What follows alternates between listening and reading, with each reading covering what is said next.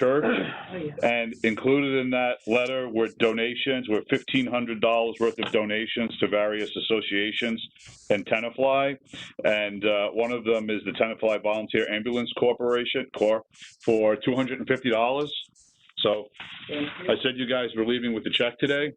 So here's a check for $250 from the Grace and Love Church, Reverend Bowie Soam, which is fantastic generosity on their part. And I've got a copy of the letter from Grace and Love Church so that you can call them and give them a, a thank you. Thank you. Okay. So thank you to Grace and Love Church for your generosity. They've also made contributions to the Fire Association, the PBA, and the Korean Parents Association. That's excellent.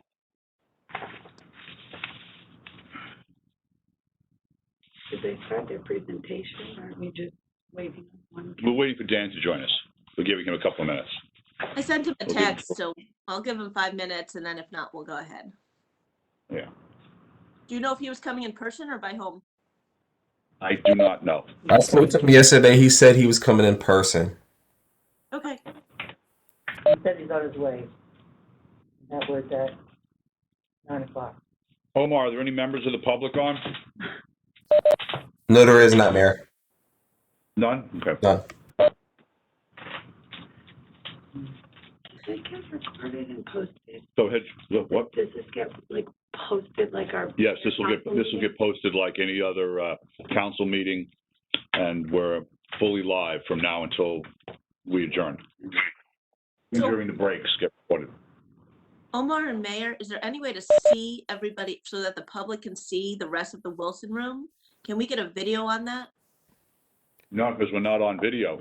We're not running a video. We're strictly dialed in by teleconference. So because the public see a lot of blank, Zoom screens, it's a shame. Yeah. We don't There's have. no way to put one computer on the end and just put it on video and not sound? I don't know. I think Vanu has got something going there, but it has to be on mute, Vanu, so we don't have feedback. On mute. Okay. Give it a shot. Yeah, so it's out there. But I don't know where we want to put it. Put it on top of that big blue container right there. Right in front of you. I'm just thinking because it's a public budget meeting, it would be nice to see everyone. All right, so we set something up. Perfect. Perfect, Vanu. That's good enough. We know that we Just Aim it lower down. the. Aim it down. I can see the ceiling. There you go. Now we got the table. No, keep going down a little. I only got the ceiling. You come back with one. I'm trying to find something to hold it. Yeah. Guys, it's only on the ceiling. He's adjusting it. Oh, okay. All right, let's get Susan. Yes. Why don't you start? JP and Cheryl are here from TVAC, so why don't we get moving along? That's good. Okay. So they could take it away. JP, if you want to begin, and Cheryl chime in if you need to. Go ahead, JP. One thing that we have to say, though, is the commendable job, right, Mayor, and Council, that they've been doing during this pandemic, how they've been really out there on the forefront. You guys have been doing a great job. There's no question about it. So thank you very much. And thank you for all the work you've been doing at the vaccine clinic and with our partnership with Leonia. So You know when there's the next batch? the 29th. The 29th actually is the first group's second dose.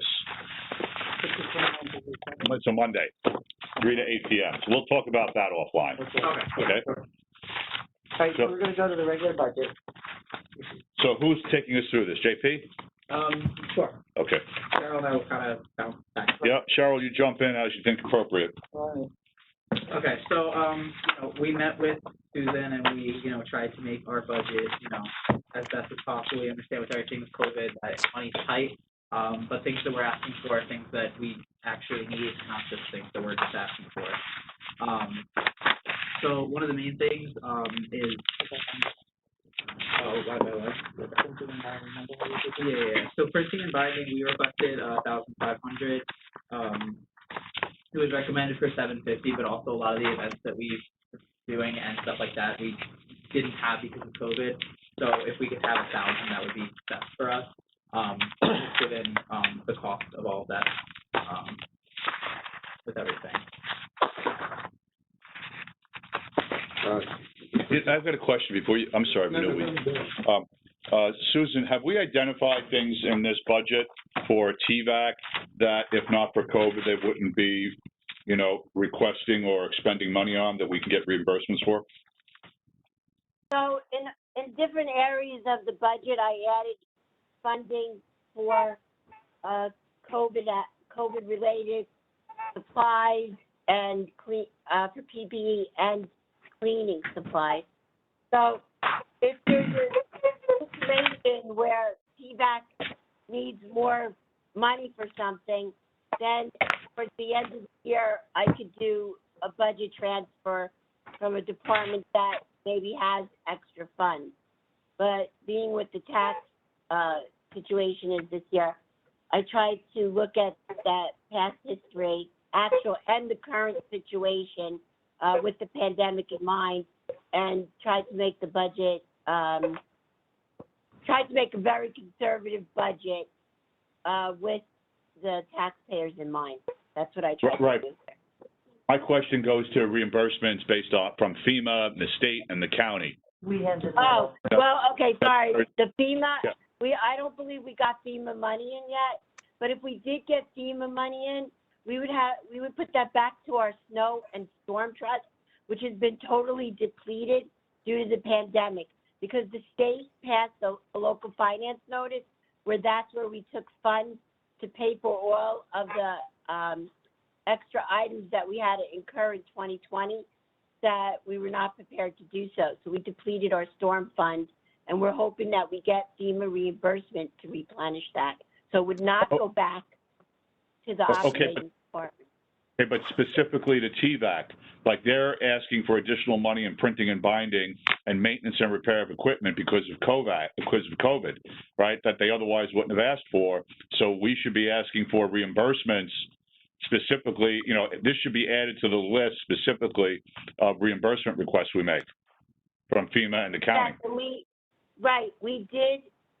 Someone in my department supplied a list of every single item that was COVID related, and those items were sent to the county, and then through the administrator's office, and the other items were sent to the county from the police department, the state, the FEMA. Okay, so we cannot give it back or even think to do that yet until we replenish the storm funds. And I'd have to look at it in detail before I could say if they get any money back, which I haven't looked at it by department yet. Okay, so my point is there's 4 categories here that TVAC is doing because of COVID increases, so we want to make sure we request reimbursement specifically in those areas. All right, go ahead, JP, continue. So going on to maintenance and motor vehicles, our vehicles are getting a lot older. We aren't requesting for any new ones, this year, because we understand with COVID. The problem is that we are undergoing maintenance more frequently for our vehicles. Most specifically, our pickup truck is our oldest one. Sometimes, it doesn't start. We need to change the batteries and stuff like that. So that maintenance has needs to increase. Our ambulance Sport 2 is also coming up close to 10 years, so that also, needs to get serviced and stuff like that. Also, we have the ASAP and the Gator that we didn't use that we normally would use on a regular basis. They're going to have full maintenance. So this line is not going to cover, because we only had $867 left from the last budget, which was $6,500, and now we have 3 times the more vehicles that need to be repaired, so that needs to go up. Yeah, usually those 2 vehicles are being run routinely throughout the spring months because of all the events that we have, and we have them at 5 days and everything like that. But those haven't obviously been run in, I think, well over a year on a regular basis. Questions from council so far? So that line needs to go up, the motor vehicle.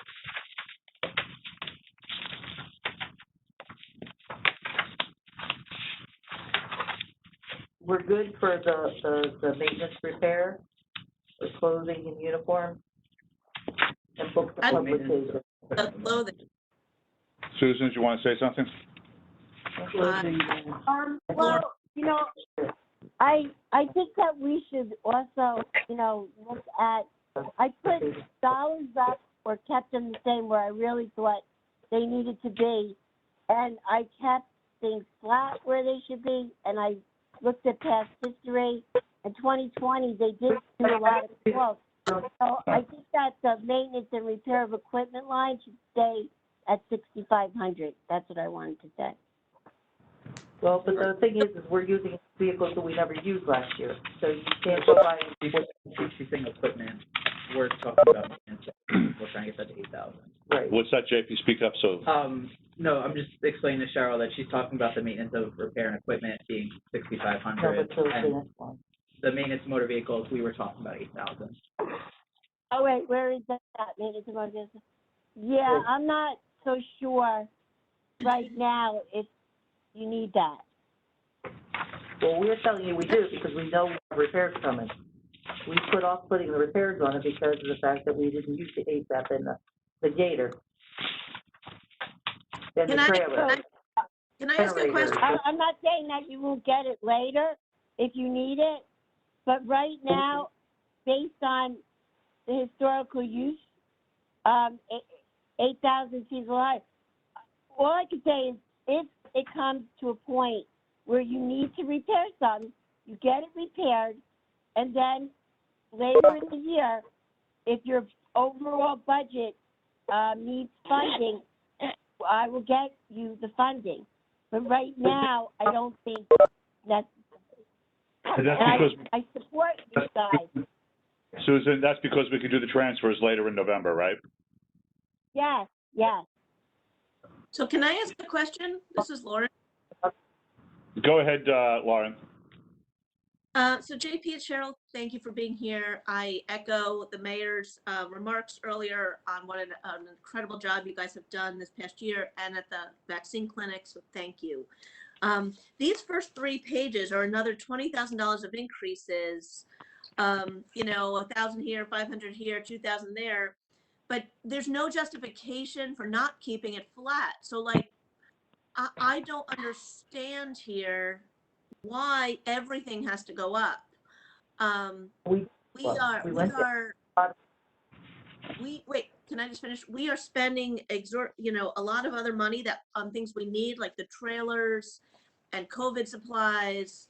So if we don't need to add another $1,000 in clothing or add another $1,000 in office supplies, let's not. I just don't understand why we think everything is going up automatically. No, I don't. No, we don't think that. We met with Susan and we did make a lot of them flat. What I'm doing right now is pointing out the ones that we absolutely need to be up because of what's going on with our situation. So for example, like, not to like skip ahead, but for first aid and supplies, we had our 2 suction units on our ambulance break. So we need to replace those. That line needs to be up. I'm not going through every line that I need more in everyone, but there's ones that I'm telling you, I understand with COVID money is tight, but these are things that I absolutely need. Are there any situations where, you know, you've spent a certain amount because of the conditions of that year? It's in the budget for like 2020 where you needed it, and in 2021 you won't need it, so you brought it. Oh, yeah. Yeah. That means how much? You know, Well, where? we didn't ask for a new vehicle. No. I'm saying not where it's flat, but where you've actually gone down on the budget. We go down every year on the budget. If you notice that if you go through, I have all the way down back to 2018. Every year you guys give us amount of money, then you make us come down $2,000, then you make us come down 2,000, then we go over the budget because we've gone down 2,000 when we know we needed it.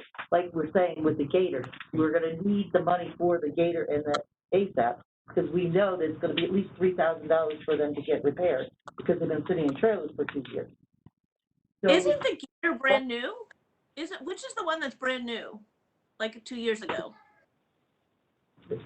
they were never new. We got them at an auction. They were never new, but we do keep the maintenance up on them to some degree, but the thing is that if you go through this budget, we've flattened almost every line, and but the lines that we need to go up is the lines that we have to go up. So I have an overall question. So on the last page, number 10 of the department total, so TVAC has requested 255,000, and we're recommending 230,000. Okay. So where are we in terms of TVAC, JP, and Susan? Are you all on the same? In other words, are we talking about $230,000 here, Susan, that we're discussing? Yeah, Yeah, right? JP, you're on the same Yeah. page? We're discussing 230. We're not arguing over 255, just so everybody's clear on that. No, Okay. yeah, so that's what I was saying, is that we requested a lot. We met with Susan. Susan explained to us the reality of our situation, that's not adhere to every line. Right. That's why I'm going through specific lines saying I understand that others have to be cut down, 230 is okay, but there's a couple lines that I need extra money. That's all the lines we should have. Okay. That's correct. Okay, Jeff. Which are those lines? The one that we said the Motor vehicle, maintenance of motor. Okay, one at a time. Two people, we have no idea what's going on. the maintenance of motor vehicles, that is the line that we cannot lower because of the age of the vehicles. Yeah, okay, getting I mean, older. let's just go through the ones that you're specifically saying. Education and training, so what happened to us recently, so to basically recertify our members continuing education classes. So typically you get one CEU for each hour you spend in class. They're now taking that back. So the price to now recertify our members doubles. So if you take a class for 8 hours, you're only going to get 4 credits for them. You need to get 24 elective classes to recertify, and then 24 core classes. So it's very expensive to actually recertify all of our members and to make sure they're up to date. Are any of those classes? Hold on one second, Jeff was And next. last year, Go ahead, finish your thought. we had scheduled a class in November for the COVID class for recertification. It was canceled by the, we had money from last year to this year, but they couldn't do that. That behind. I'm out. Can somebody fix that?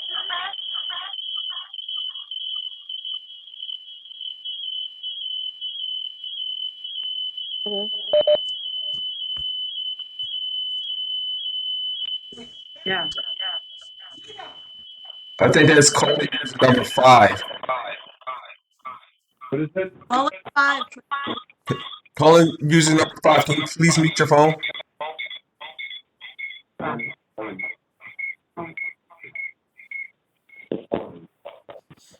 Okay, it seems to be gone. Oh, it's not. I have it. I controlled it. It's okay. Got it? Okay, so continue, JP. Well, we were saying that last year we had scheduled for the refresher course in November. It got canceled by the state. We put money aside. We had called the accountants to ask them if we could move that money over for January, because we rescheduled it for January. At one time, they said it was okay. Now they said it wasn't okay. So we've already used this year's money budgeted for last year's $4,000 that we had to use for recertification. So that automatically has to go up. Why don't you explain to the council what's going on with the state's demands in terms of recertification? What has to happen? But to piggyback that, is any of that discretionary? Any of those classes, are they all mandatory? You mentioned electives versus. Yeah, so they're all elective. So they're all mandatory, but Okay. there's a difference between elective in terms of you get to choose the topics versus there's 3 core refreshers that every single EMT has to take. So, for example, I could take a class on stroke where Cheryl could take one on trauma. That's the elective portion of it. But in terms of your core, there's 3 days that you stay in class for a whole day, and each class is worth $250 a person. So you times that by all of our members needing to recertify, it adds up really easily. Yeah. Okay, wait a minute. First, Jeff, Adam, and then Vanu. All right, thank you. I just want to make clear, when we look at page 10, and I understand your point that, That's the department total. Uh-huh. I understand your point that, you know, you've already cut back, that Susan's talked to you, you went from 255 to 230. I get that. What I look at is the trend line. So we just need to be cognizant that 2017, you were appropriated 205, pretty flat in 2018, 205, went up pre-COVID, you know, to 226. That's a good increase, and I'm sure due to new members and lots of reasons. Then pretty flat 2020, 223. And now this year, even with the recommendation reduced from your ask up to 230. So, you know, understand that from 2017 to 2021, that's a 15% increase in the ask. So when we look at things, that's part of, you know, we're looking at the overall trend line, not what you're asking versus what Susan's recommending, but what you actually got. And it's, you know, been a slow but very steady increase. But also with increase, you have to understand is that the companies increase and the prices go up increase. I know, but I also know the inflation rate is not 15% over that time period. I'm aware of that, even compounded. Yeah, but That's for 1 year. Yeah. that's 1 year. And so, like, my question, if I'm looking at specifics, I understand a lot of your points about the training. I'm not going to ask on that. But let's say under operating, not under capital, the radio pagers. If I look at that, which is on page 9, about third item down. So, you know, I look at that and say, this is a lot of variable spending, you know, 590 roughly, 390 the next year, 1,500, then 218. And now the request with Susan's recommendation is a 25% increase from last year, from 1,000 to 1,250. And given, you know, the overall spending, first of all, I'm not sure what accounts for the huge variance in 2019, but when I look at the amounts overall, I'm trying to understand why a 25% increase in the ask. We're happy. We replaced the pagers. That's capital. So this really has nothing to do with that. This is operating. And so things like that, we're just trying to understand why a 25% increase when the overall timeline on this, except for 1 year, is pretty much in line with a couple of $100. Well, they changed the payment system and they changed the plugging system. When did they do that? 2 years ago. So the last year's budget, though, but we got new pagers for 1 year from the capital. And what happened was it's now a USB port to plug in, and they were breaking nonstop. So we had to constantly buy new ones. They've now rectified that this year, but we still have the old pagers from the last time, and it's not pagers that we can choose from, it's pagers that are assigned to us for our frequency. So again, isn't that a lot of that capital? I'm trying to understand. Capital is to buy new pagers. This is to replace battery, chargers. But you had under capital, you mentioned batteries, chargers. When you look at the narrative. You have to buy all those batteries, chargers, and pagers. And you have to get it programmed as well. So in the capital, that's to buy new pagers. This one is to keep maintaining up the old pagers. So new batteries are capital, old batteries are not, and that's it's a bit of. Well, but there's a lot of pages. They get used every day, and they're used. No, I get that. I just would want to know again the breakdown more, because I know what batteries are, and that buys a lot of batteries, cords, everything. So I'm trying to understand again 25% increase in the ask. That's all. You know, things like that. We're not. I know it's not the huge money stuff, but it's. Well, those are those are all, like you said, we only have. Okay, let's Jeff, your question? Yep. Okay, Adam. I have a question. Okay, yeah, Adam, Vanu, then Julie, then Lauren. So I have just a little bit of a different approach. So the first thing, I know I brought it up last time, I've sent to my fellow council members. A lot more has been written. I don't know if Councilman Park has anything, but a lot more has been written about the $1.42 million of government cash that is coming to Tenafly, New Jersey. Just from some of the legislation, federal money will be used to pay for COVID-related costs, cover lost revenues, maintain services, avoid layoffs of essential workers, provide aid to residents and small businesses, or invest in water, sewage, or broadband infrastructure. So while I appreciate the conservativeness of our CFO and others, I really feel that, you know, we need to be working that money into how we're thinking about our budget. The reason why I bring it up at this particular time is if there was a department that had the highest likelihood of getting this $1.42 million, I would assume TVAC would be, you know, number one, if not number 1, 2, or 3.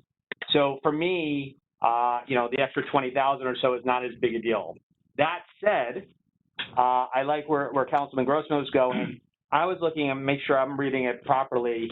The actual, so what I believe Councilman Grossman mentioned was the appropriations, and he's absolutely right. What's interesting to me is that the actual spend actually was 85%, 84%, 88%, and 89 point something percent.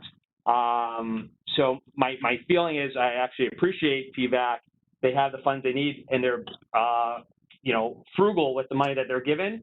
And actually, over the past 5 years that we've been tracking, they don't spend all the money that they need. So again, my request to TVAC and to the CFO and Susan would be, one, I feel a lot better if leaning in a little bit on TVAC, because this $1.42 million that at least some of it's coming, and most certainly will be able to be used by TVAC. I'd be more comfortable leaning in. That said, could we just take another look? If we're always not spending the 10%, the challenge we have, and you guys probably know it better than I do, it gets stuck. So it's not like a normal budget where if you don't spend the 10%, I could use it somewhere else. If we give you the funding and you don't spend it, it goes into a black hole of trusts and overages and underages, and we never see that money, unfortunately, again. So my ask would be, I would say whatever you guys need, because I feel like I'm going to get all the money back from the government anyway, but can we take a look at the budget and really make sure we get way closer to spending 98 or 99% of our budget versus the 88 or 89% of the budget? I don't know, hopefully that's helpful and directive. Banu? So I have a question about education and one about uniforms. Education, I understand that you have certain mandatory classes and things like that. Now, a lot of them seem like they're individual classes. Do you do group classes? Yeah. And what percentage of? They're all group classes. Oh, they're all group classes? They're all group classes, just depends which class you go to. On CU, not on the core 13. Okay. So how many are individual, like somebody going to a class of another? They have to come up with 24 CEUs in 3 years, each individual. Usually members don't go on their own, and if they do, they're... So most of them are group classes? Yeah, they're all... All right, so then, question on the uniforms. The clothing and uniforms on page 7. You're saying that's due to the increase of 20 new members. Is that how many members do we have altogether? And so we really didn't go up on that line isn't even one of the lines that we went up on. Yeah, well, it went from 11.5 to 12.5, and then if you go back historically, again, it's the 8,000, 10,000, 11, 11.5, 12.5. Well, but also the increase in the clothing that you have to buy on us too. But we only had $932 left. Mm-hmm. And then we spent that already before we even got this year's budget. But those are for new members, right? That's the first allocation. It's for new and for senior members, the ones that become senior members. Right. So they get boots and pants and belts and that kind of thing. So you're sitting at about $340 for each person. Okay. So you get a clothing allowance when you first join. Right. You get, and then when you get promoted, you get more clothing as well. And then as, you ruin your clothes, you get more clothes. Yeah, So, that's- so the 4,000 increase on page 8 in the uniform allowance is because of the new members. 90%. And Clothing wait, and uniform is for the new. no, so both The other one is part of that, the stipend. You're getting confused with them with the stipend. This is the stipend. the uniform allowance. Yeah, the stipend. Stipend. It's the stipend. Right, but That what I'm has saying, nothing to do with new members, old members, or anything. It just has That's to do with everything. everything. now, but that went up 4,000 as well. Because we have more members than we did last year. Right, so you have more new members, Yeah. and then some of them are getting promoted or whatever, and they get the clothing and Yeah. uniform. How many new members is that 37,000? The increase. In The 37,000 is a stipend. Everybody Yeah. gets that, not just new members, just everybody. No, but. What is the difference stipend is per new member? I think that's the right, question. The difference is there's 4,000 more. Is that for 10 people or one person? $4,000, how many people does that cover? For about 4,000. yeah. What? But no, it's for about 5 people. About 5, so, Yeah. okay. Assuming that 5 people. About $800 apiece is what you're saying the annual stipend is for uniforms, Yeah. right? What? Well, 5 times 800 is 4,000. Am I correct? Right. I was impressed, actually. What, are you kidding? How quickly. It's third grade math. Like, wow. So, not- do you have 5 new members coming, or? Sorry, We I have didn't 20 mean to new be in flippant. class right now. Okay, so then how do you then, So we plan on having 15 new members. And right. out of that 15 members, there could be 10 new members, or there could be 5 new members. We don't know. When you join TVAC, there's a point in time where you're a probationary member and you're not eligible to make stipend. Right. So we're assuming within that time that 5 new members, Will. yes, become- because we've already had 3. So by the time stipend comes around, you probably have 2 more people get promoted, and that would cover the increase. Because people get, approved at like a 9-month. Usually they serve probation for 9 months. They And would we, make that stipend. again, with Councilman Adams said, we did go through a lot of clothing during the COVID. Okay, I'm just gonna put this over. You're saying that for for the period, this period, we're looking at a $1,000 increase and a 4,000, so 5,000 increase on just clothing and uniform. Yeah, but everything, the uniform allowance is good. We're not moving that one up. The uniform says, no, No. 37,000. No, but it's from 33,000. But that's because of the fact that we go up every year. If you notice, we went up to 39 in 2018, and we spent 31. But that's not true. You started off at 39,000, in terms of allocations, 39,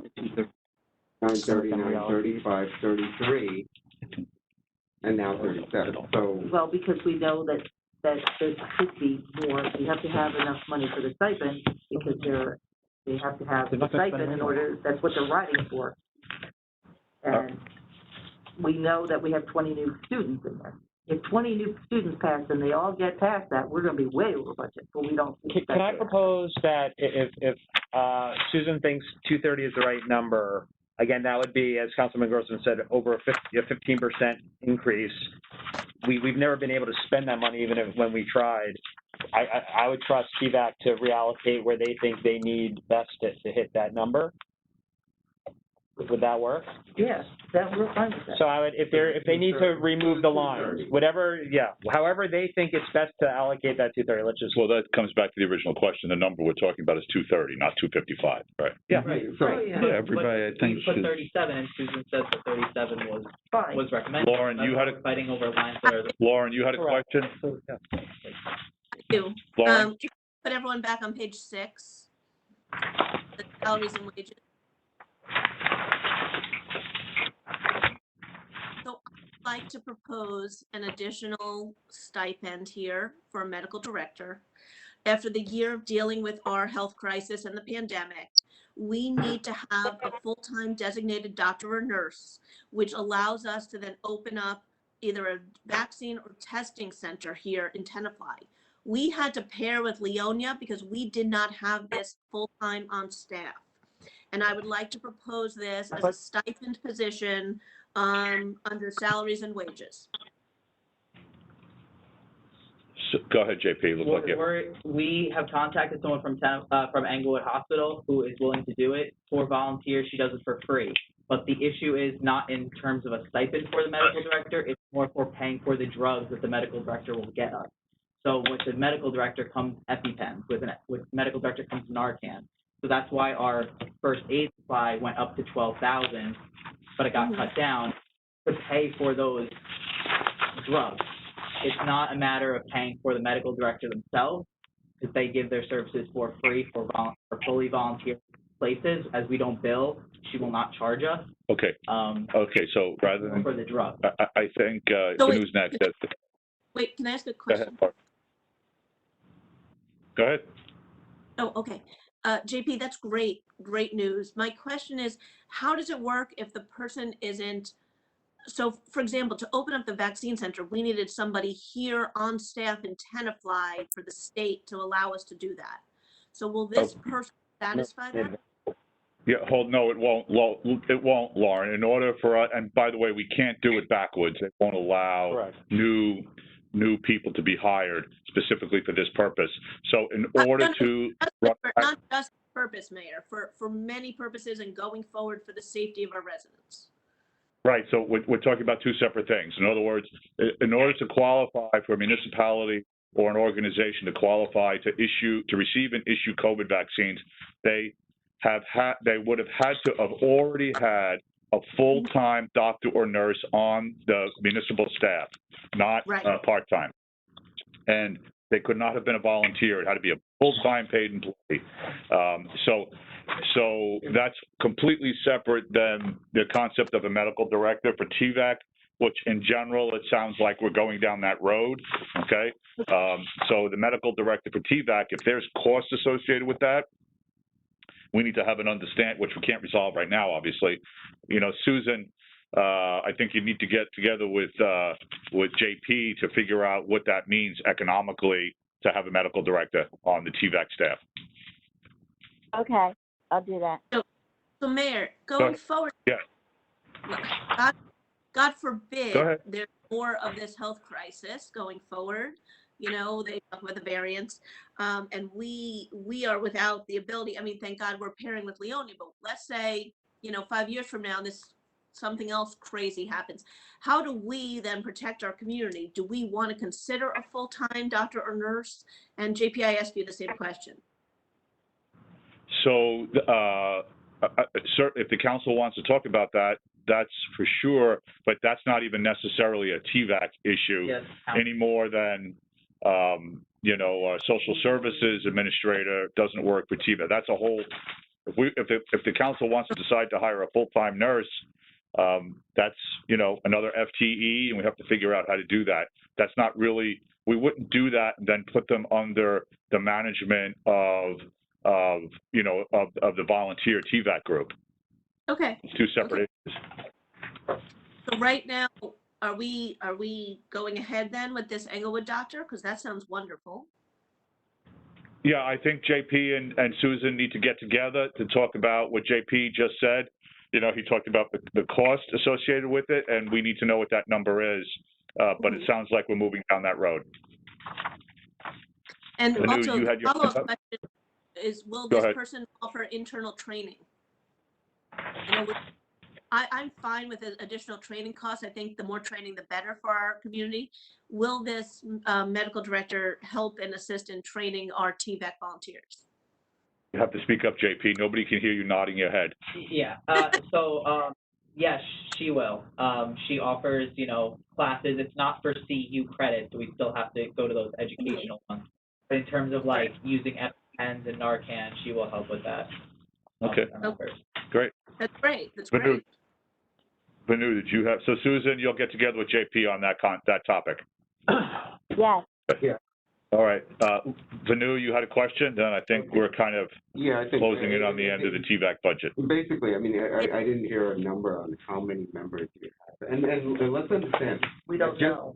Just because Susan gives a number doesn't mean that we are forced to stay by that number, and we are able to question the numbers that she agrees to. Right. So there's nothing that says that just because she said it, that's the end of the conversation. Look at that. So, I mean, it's just in terms of the incentive program, you said increase new members.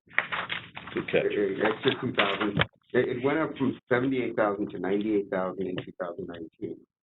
That is a stipend, and we earn that stipend. No, I'm not saying that you don't. But that's being said, that we increased our stipend with the COVID last year because of the fact that we were working 24/7, and we brought it up to the level. Cheryl, hold on. The increase was not in 2020. The increase was in 2018 to 2019, pre-COVID. Yeah, but we went up because we were only getting $2,400 as stipend. Yeah, the stipend increased. No. So the fire department was getting $6,600. No, So we said we wanted to get closer to that point, and that's when we really jumped up in price. Right. So now we want to be even with the fire department. We're still not even close to that, but we are at least getting closer. I get that. So this is the part where all our time and energy, that we do all the stuff for everybody, and so that, to be honest with you, I wouldn't touch either two of those lines. The lines that we asked to go up are the medical end of it, and that's where I think we need to concentrate on. The point I'm getting at is you're saying you want to go up by 2,000, and you're saying it's because of new members, but if you can't articulate the number of new members, or how many members you have. Which one are we talking about? The question, how many, JP, the question is, how many new members do you have in 2021? Is it 5? Is it 20? It's hard to say. What we do is we had an interest meeting, a Zoom meeting of 40 people. Okay. With that 40 people, we work with all of them to get into classes all over the state, get them certified. Okay. Do you know how many are going to pass from the end of the summer? I have no idea. So based on, so we've got a number, 40 you started with. Based on past history, if you had to give, your professional estimation of how many of them wash out, will 39 of the 40 wash out? Well, that's what I can't get to, because usually we have in-person meetings. Right. And we get way less people. So we usually have about 20 people interested. Then we send about 10 to class, then about 8 pass. So we've gone from 40 to 20 to 10 to somewhere around 8. So that's good. So fine. Okay, forget about the new members. How many do we have right now? 35. Okay. And that's not including people that are on leave. Okay. Right. So we have people all over the country that are out colleges that come back over the summer, and they make stipend as well. Okay. They don't make full stipend, but they make some stipend. So all right. 35 without them. Yeah. Can we? I have questions. Go ahead. So, sorry, I have to sort of yell over because I can't raise my hand. Nobody can see me. I'd like to go to page 13 on the Capitol. Well, yeah, we'll wait until we finish up with this. We're done. We're moving on to Capital. Yeah, Okay. Go ahead. What's your question about Capital? I'd like to go through some of these items. I'd like to understand. I know we got a furniture donation recently. What additional furniture for $15,000? I want to understand why locks are $6,500. Let's talk about this. Let's talk about what base storage and finishings are for $1,500. I mean, there seems to be another $50,000 here in Capital. We spent a significantly higher amount than we anticipated on the trailers.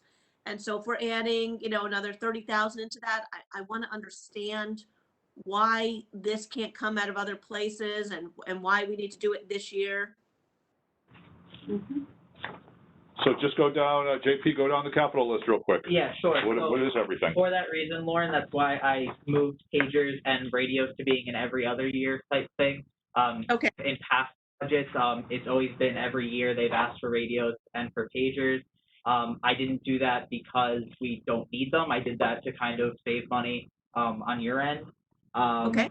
The base storage and furnishing, currently, I mean, if you would like to come to our bay, it's very horrible. There's no actual storage to put our equipment, and the storage is so horrible that like a lot of the stuff gets very dusty, and we have to waste supplies to clean them off before putting them on the rig. So are you talking about cabinetry, like cabinets to put masks in? Yeah, and also like lockers just for our members to have a place to put like their jackets and boots, stuff like that before they go on a call, similar to like how you see like a fire department like have their lockers and stuff. So, that's mainly because we are getting the bay floors in, and so we wanted to kind of like fix the bay, essentially, is, you know, making sure there was storage and the floors were all good. I mean, I'm sorry, JP, over the next 2 years, you won $25,000. I have to tell you, like, you know, Home Depot storage centers are, you know, storage and heavy metal, you know, cabinetry, because we just did this in my garage, for example, you know, a couple $1,000s got me like 10. How are we getting $25,000 worth of lockers and cabinets here? It just seems very. You know, in terms of these capital details, why don't we let JP finish his quick explanation? And if the council is unhappy, take a broad stroke and cut the capital budget from 48,000 in half to 24,000. And it's that simple. So so let's finish The explanation. finish the explanation so we understand. So what's furniture?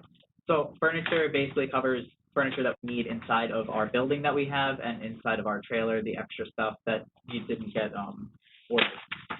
The sleeper trailer is kind of like the cameras, the locks, anything that goes wrong with the trailer to make sure that we haven't fixed. So tell us about, these are cameras inside the trailers? Yeah, to make sure that our members are using the trailers appropriately. Okay, and I do have to, I have to concur with Lauren. Wire locks, $6,500. Is a key fob, because of the fact that, and actually that price went down a little bit because, I actually have that, because we're not putting them on the bedroom doors. We were putting them on the bedroom doors so we know who was going in and out of them. But they go with concurrent with the locks that we already have in our building so that we don't have to get a new system. It's with Shaw's, and they already have the system. They already came out and priced it, and so what will that new number be if not 6,500? I think it's 4,500. 45.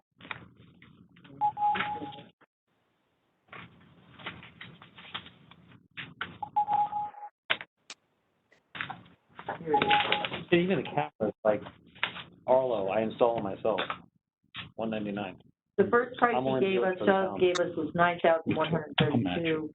I mean 11,018, and that we went back down to $9,192. That was to run all the cables out there, to hook up to our system that's already there. So with the sleeper camera, the two together is the $9,192. They're doing both, the cameras and the locks together. Okay, so let's not go down every, you know, the cost of every single screw. So basically, of this $48,000, $8,000 is for pagers, okay, and the other 40 or so thousand is for other things.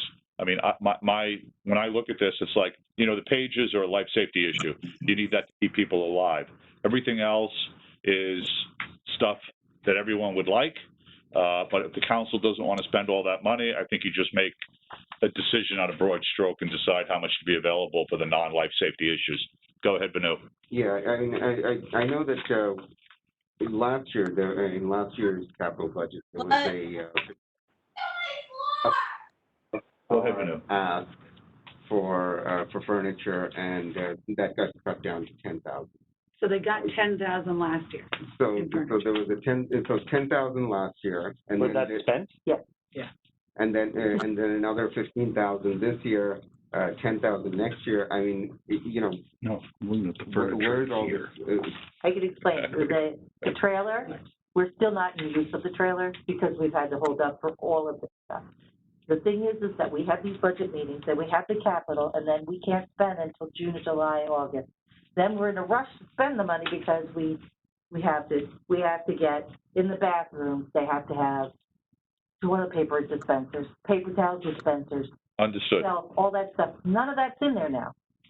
None of the only thing we have in there are 4 beds and 2 chairs.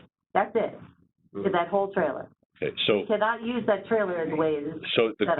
question then is an offline question, going back to Susan again, offline, and how much do you need to open up the trailers and fully use them?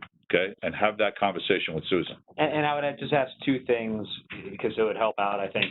So the first one is always my favorite one, which is let's go through the past ordinances, see if there's excess money anywhere, and see if we could use that. That's, for all intents and purposes, free money. And then the second thing is I think Councilman Menon, so whether, you know, we got some of the furniture, we got some donated furniture, which was very nice from a resident. Is there any other furniture that we can borrow from other places? And then once we have those two numbers, we can see what additional furniture we need. The furniture we're okay on, it's the necessities, we have to buy sheets, and blankets, Okay, let's not, towels, and all that other stuff. let's not get into that level of That's why it's in minutia. the capital budget, and that's Understood. why we need to spend it. We asked for $10,000. For furniture, every single item of furniture that we currently have is hand-me-downs from the DPW. So it's not like we're. Understood. Let's look at past Yeah. ordinances, there's Yeah. always money in those. But that's what I was saying, we're getting to the point where this trailer, we want to get it. And we're been putting off. I would prioritize the sleeper trailer 10,000 than I would furniture if that's what you guys are asking. Okay, so Susan, can you have that offline conversation with JP, please? Mayor, I'd like to Yes. make a proposal on the table. Yeah, I'd like to That will- put both the base storage and the furniture each at 5,000. And then assuming, I think Adam is right, I know there's money in other line item budgets that we always can move. But I don't think we should budget $30,000 here. Let's budget 10. So there's some new stuff and then we figure out other ways to afford the rest. It's a tight budget and I just don't see justifying this in this year, unfortunately. so basically, $28,000. so you're so the argument is just take 20,000 off the capital budget She's saying. Yes. today. That's a big piece. Okay, so That's, what does the council want to do? because we do have to have the cameras in the lock. No, Okay, so what I'm, go back to, She's not there. This would be storage and furnishings, put them both at 5, and then as JP Lauren? and yeah. Lauren, if the council wants to take 20,000 off, that's the action. Let Susan and JP figure out what gets applied where. Because we don't know the cost of screws versus the cost of 2x4s. Want to poll it? Yeah, so let's poll the council, Omar, to see if that is the arrangement. Okay, so Councilmember Dayton, Yes. Councilmember Grossman, Yes, but I'd like to add, when Susan has the conversation, just, you know, make sure we look at things like 10,000 last year on furniture, what was bought with that, so that we know what's still needed. Councilmember Menon, Yeah, I agree with Councilman Grossman. You know, we have to look at what was done previously. We stop looking. We look at things in a silo and do that. But yeah, I say yes. Councilmember Michaels, Yes. Councilmember Dr. O'Connor, Yes. Councilmember Park. No. Okay. Thanks. So that's for the removal of $20,000 from their capital budget. All right. Done. Wait, I just want to say, my hope isn't that you can get done, it's that we could find the funding in other sources rather than add new funding in capital. Well, it doesn't work that way. Either the money's there or it's not. We can't, I mean, just to be honest with ourselves, right? Yeah. If the budget is the budget, but to bring it around full circle, and this is an opportunity to talk about what Councilman Michaels brought up before. The whole issue with the money that theoretically we are getting from the emergency funding of 1.4 million, it's very likely that that money won't be allocated until after municipal budgets in the state are done. Sure. That prevents us from using the money to reduce the tax burden on the residents. And so we don't, and Susan, correct me if I'm wrong, no rules have been issued by the state in terms of when we'll get that money, what we can use it for, or how we use it. So if we have that information, somewhere by the time after we do the intro and after our final adoption of the budget, we can make adjustments based on that, but we will not know until we know. And right now, there's no schedule on that information. So just for clarification, Mr. Mayor. So if I don't budget for come up with the most COVID friendly, so we need extra gauze. Right. If we if we get this, we're gonna budget normal, we get the 1.4 after the fact, does that 1.4 have to connect to an existing budget item? Yes. Go Or, ahead, finish. and so I can't come up with a new idea to buy more gauze. So they have not given us the instructions yet. So it could be that if we go out and buy all this, we budget for new gauze today. Yep. Okay? That when they finally give us the instruction, they're gonna say, you already bought the new gauze, so therefore you can't get reimbursed for that, you have to buy something new. They won't allow us to use it to reduce taxes. So go ahead. We don't know. We don't know yet. But the way the FEMA reimbursement works, there's two ways. The storm hits, I have to pay for all this overtime for manpower. Give me those timesheets, give me what you spent, and we'll reimburse you. What this sounds like, this bailout, could be budgeted for 10,000 pieces of gauze.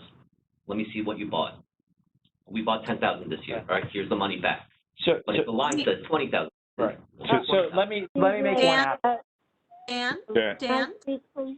Dan? Hold on. Wait, Susan first, then Lauren. Go ahead, Okay. Susan. So I just want everybody to know that it's a very frustrating situation. All the CFOs have been talking about it. And yesterday I was on a webinar with the Bureau Chief of Financial Regulations, and I know her. And I wrote in, and I'm going to quote what I did. I said, it's my understanding, and this may help you to understand this, that if your municipality's town's population is under 50,000, any stimulus will go to the state first, and then the state has 60 days to submit to local government. Given the time frame for budget adoption with no extensions as of yet, how will municipalities account for the stimulus after adoption? Without any guidance during the budget process, it's difficult to plan without knowing what's eligible for the stimulus. So we are not going to see this money, most likely, until 60 days from now, most likely. Our budget is set to be adopted on May 11th. Now, I wrote after that to her personally, and I'm sure there's something I asked her that I want to know. And once I get the answer, maybe at the next budget meeting, then we could talk about that. But right now, there's no guidance. They said in the meeting, we have nothing to say, we don't know. And that's why it's so hard. The only thing is, if you get the money and you don't use it, you have to give it back to the United States Treasury. So there are towns right now that are already in the process of adopting. They've already introduced. The thing that's in our favor is that our introduction isn't until April 13th, and hopefully the guidance comes out between April 13th and adoption, because we can amend our budget if that happens. So right now, we have to take a conservative approach.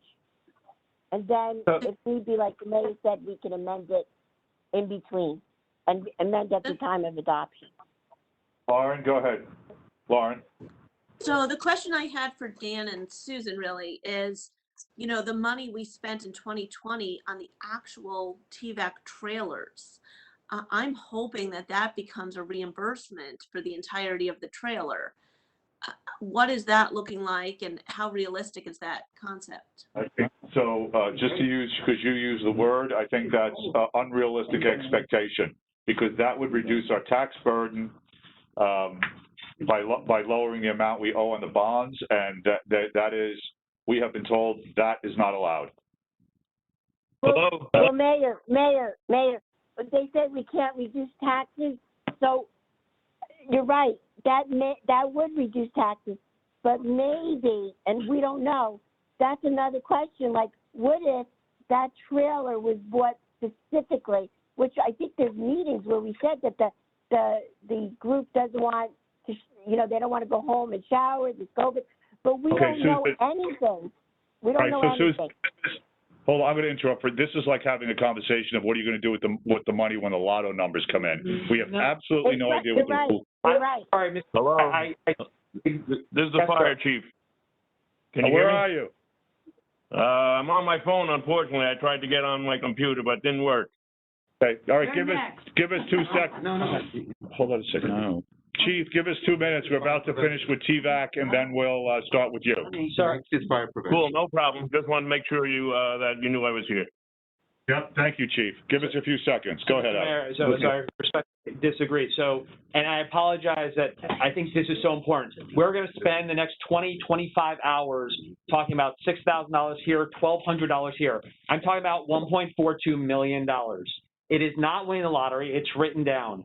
My request is to do 2 very specific things. The first thing is, it is going to be tight towards the end, so we can't just say, then we'll figure it out. I said it last time, I'm saying it again. There should be on a wall, a page of one of 2 things. Here is the things that we do not have in the budget, that if we had this money, we would put it there so it's ready. Or here's a list of things that are in the budget that if we don't, that if we get the money, I don't know, we pull it out because we use it somehow else. But what I don't feel comfortable, and if it's voted against me, I'm fine with this, is right now we're sort of just saying we don't know it's like winning the lottery. It is nothing near like winning the lottery. It is definitely, something is going to happen. I guarantee we will get $1. We might not get the full 1.42. I guarantee we will get $1. We need to be intentional about our decisions. And what I keep hearing is, guys, we're not sure, we don't know, so let's not do anything. That's not.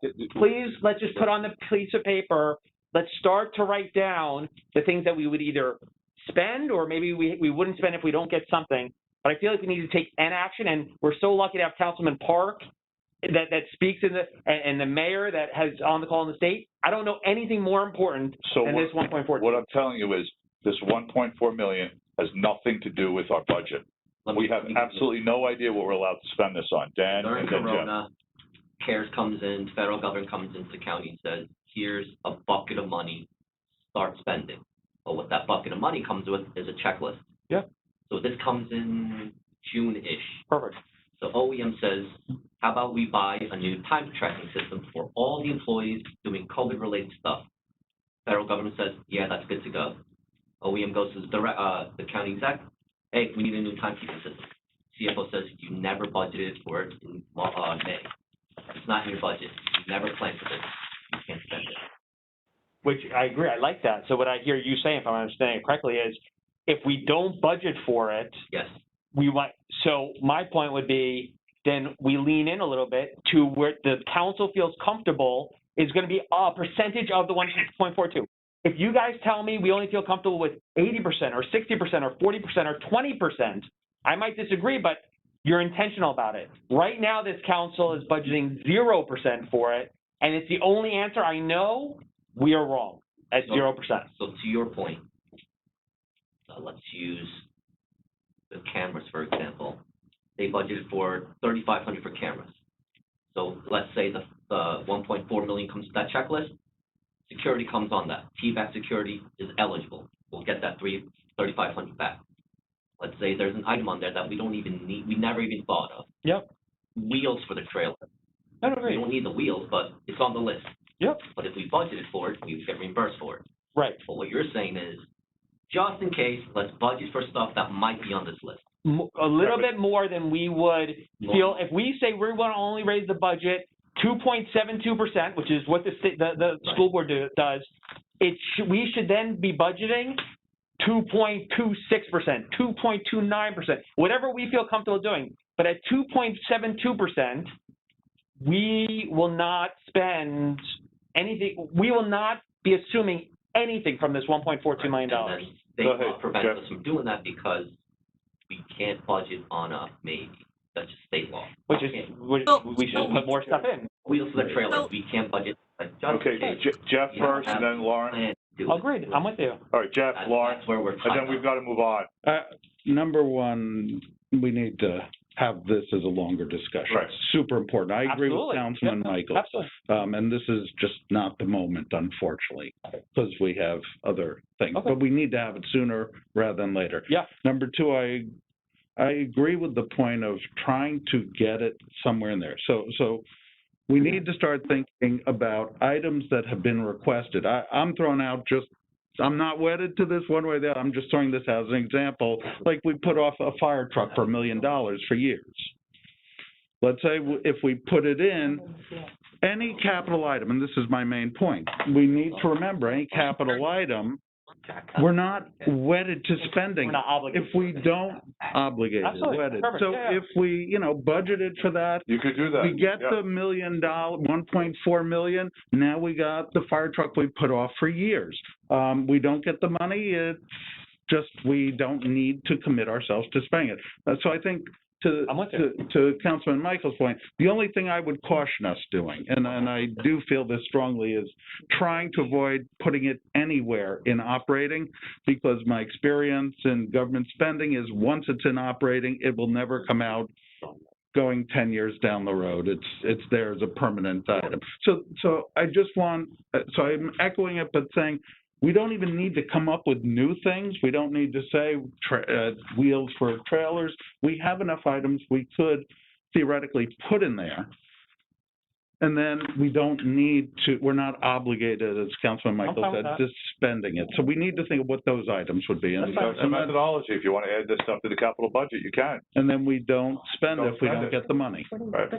That's my whole. Okay, Laura, and then we're going to move on to the question.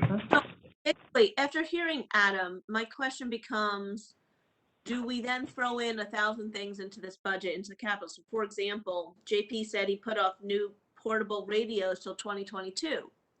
That's something I think that would be COVID related. Portable radios, emergency life-saving devices. So does it then behoove us to then put that in 2021?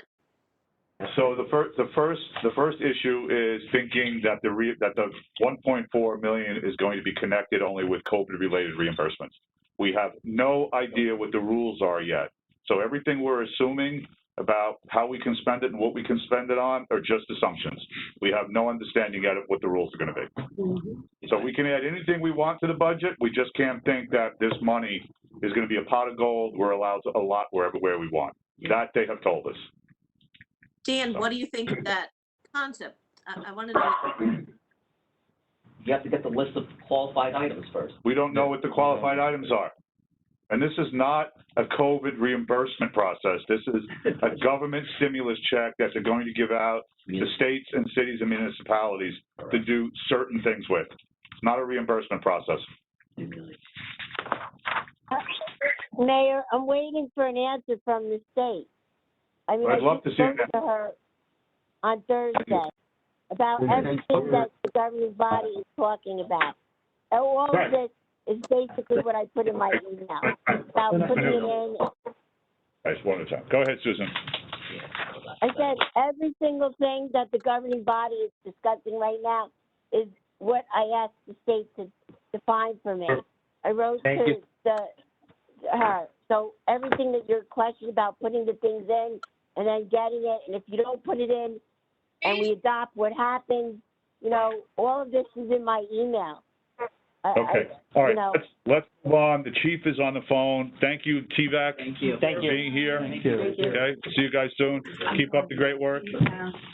All right. Fire prevention first, right? Fire prevention first. So, fire chief is here. Chief Philpott, what are we doing? You're handling fire prevention also? Alden is on. Is Alden here? Is Alden here? Yes. Who's there?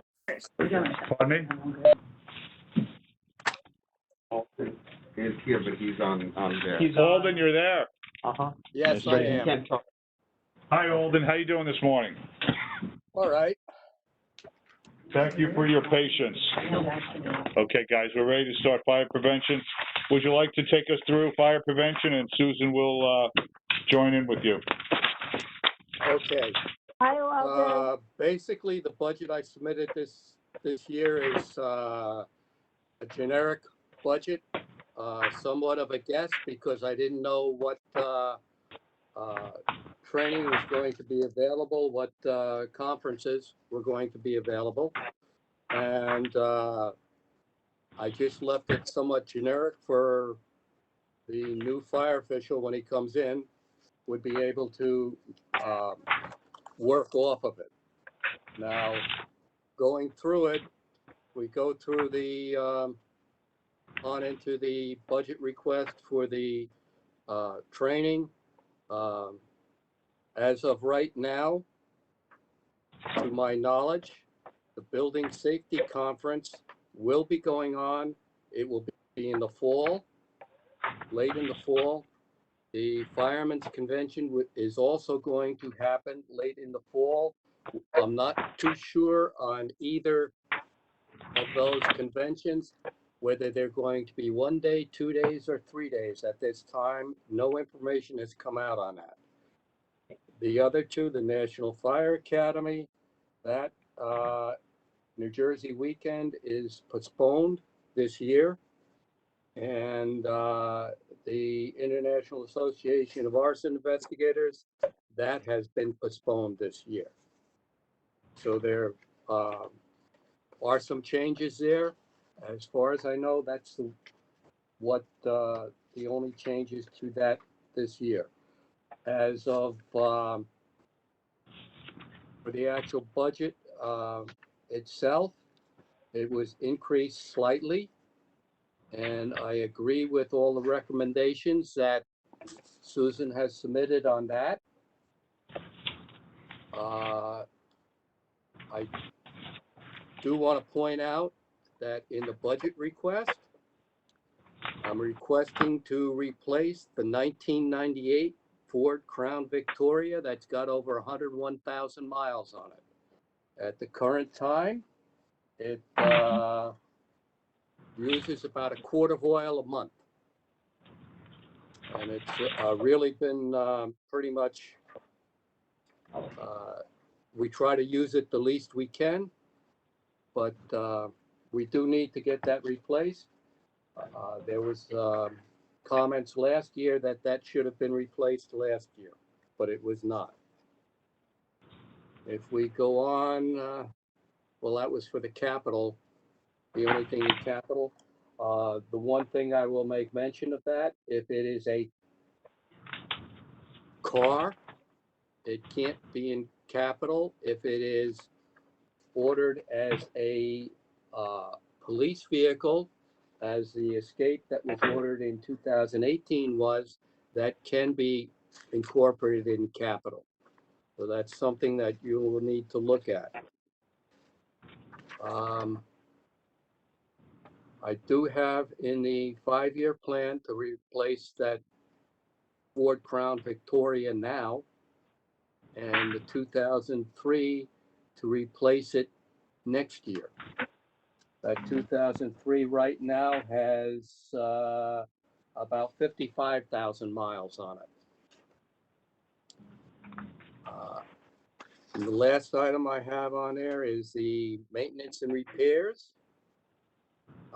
Two things, chronic items.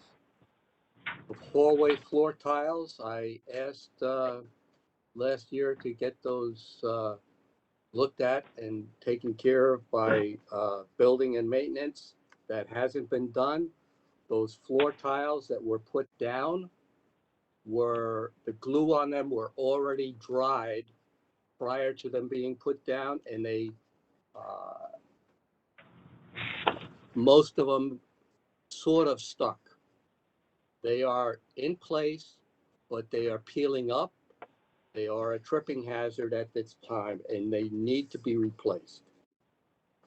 The other item, and this I have had in there for probably my whole time with the borough as an employee, about 20 years. The heating and air conditioning in the fire prevention area and the fire chief and the officers' meeting room has not worked. It sort of works. The baseboard heat that we have comes on they managed to have it come on. It is just lukewarm. We were told I was told by the company that's maintaining the borough heating system that if they raise the temperature on the water in the baseboard heat for fire prevention, for fire chief, and for the old meeting room, the officers' room, that it would raise the temperature in the rest of the building too high, and they would get complaints from the rest of the employees in the building. This needs to be looked at. The system really has been patched during construction. The other issue with the heating is actually not heating, but the air conditioning is the air conditioning system that this building was designed for was state-of-the-art back in 1960. It is not now. We do not have the air conditioning that you commonly know as air conditioning, such as the type you have in your house. We have an air conditioning system that takes outside air, runs it through a water-cooled chiller, and then blows that outside air that is somewhat cooled into our offices. There is no humidity control, so however humid it is outside, it is just as humid in our offices. This needs to be looked at. It really needs to be replaced to a system that works. Okay, like I said, it's going on. I was hired in 2006 and I started complaining in 2006. And it has never been taken care of since. Okay, Little Alden, we patchwork have, here and there by Alden. different companies that came in, but it's never been fixed permanently. Okay, we have a question for one of the council members. Go ahead. Hi. So my question is, I know that there's another HVAC project for the municipal complex that is on Capitol. Are we saying that would not be related to this? Are you at all connected to that same system? Susan, can you answer that question? I don't think that Alden knew about that, but I would think it's for the whole building. Alden, we put in, we asked the engineers, and they said to put in a new HVAC system. It's about $575,000, and I think it was for the whole borough. Okay. I was not aware of that. But I'm sure the fire prevention people and the chief and the officers would be very happy to have a system that works. So if somebody could let me know what the specifications are of that system and whether it does include the fire prevention area. Okay, well, that's we'll have that conversation with our engineer. We can't answer that at the table today, but the point well taken, Alden. Okay. Okay. All right. All right, Susan, members, you have a question about this budget? Jeff, please. Yes. Yeah, so I'm just wondering, I know that there's a prorated salary for Alden down to 16,000, but does that mean there's no replacement, nobody else coming in after that we're budgeting for? Good catch. 11.6. Susan, you want to answer that? I think that they were thinking that they were going to replace with two, I'm not positive, but with two part-timers, one in fire prevention and one in fire. UCC. Oh, UCC, sorry, thank you, Alden. Yeah, Jeff. I said UCC, but do we have a budget for this or not? I mean, Yes, we do. We're going to have a budget for, so we only budgeted for the time that Alden will be here in both departments. His retirement date is, I believe, April 30th. And then, so Susan, to Jeff's point, we have to essentially budget almost the same amount in 21 that we did in 20 for replacement of Alden. We're going to replace that position immediately. And we're not going to be able to get someone to work for free on a full-time basis. That is the vacancy? No, but there is a vacancy. Right. Not So enough money. to add the 16,000, it is less, and the 11,000. And then in fire, we should have it. Let me make sure it's there. Otherwise, No, in UCC, there is a vacancy line in UCC for 29,120. Okay, so yeah, I've got, Susan. UCC, I think, like I said, I think what we did was maybe allocate it differently. But I'd have to check with, I don't know if Victoria's on the line, but I have to check with her to see what's going on with the fulfillment of the job search. Right, so, but it's unrealistic, it's unrealistic to think we're gonna get someone to do that job, regardless of part-time, full-time, for 50% of the salary to get, the level of experience necessary. So why would we? Yeah. Day a week, 7 hours, down 17. What? I think that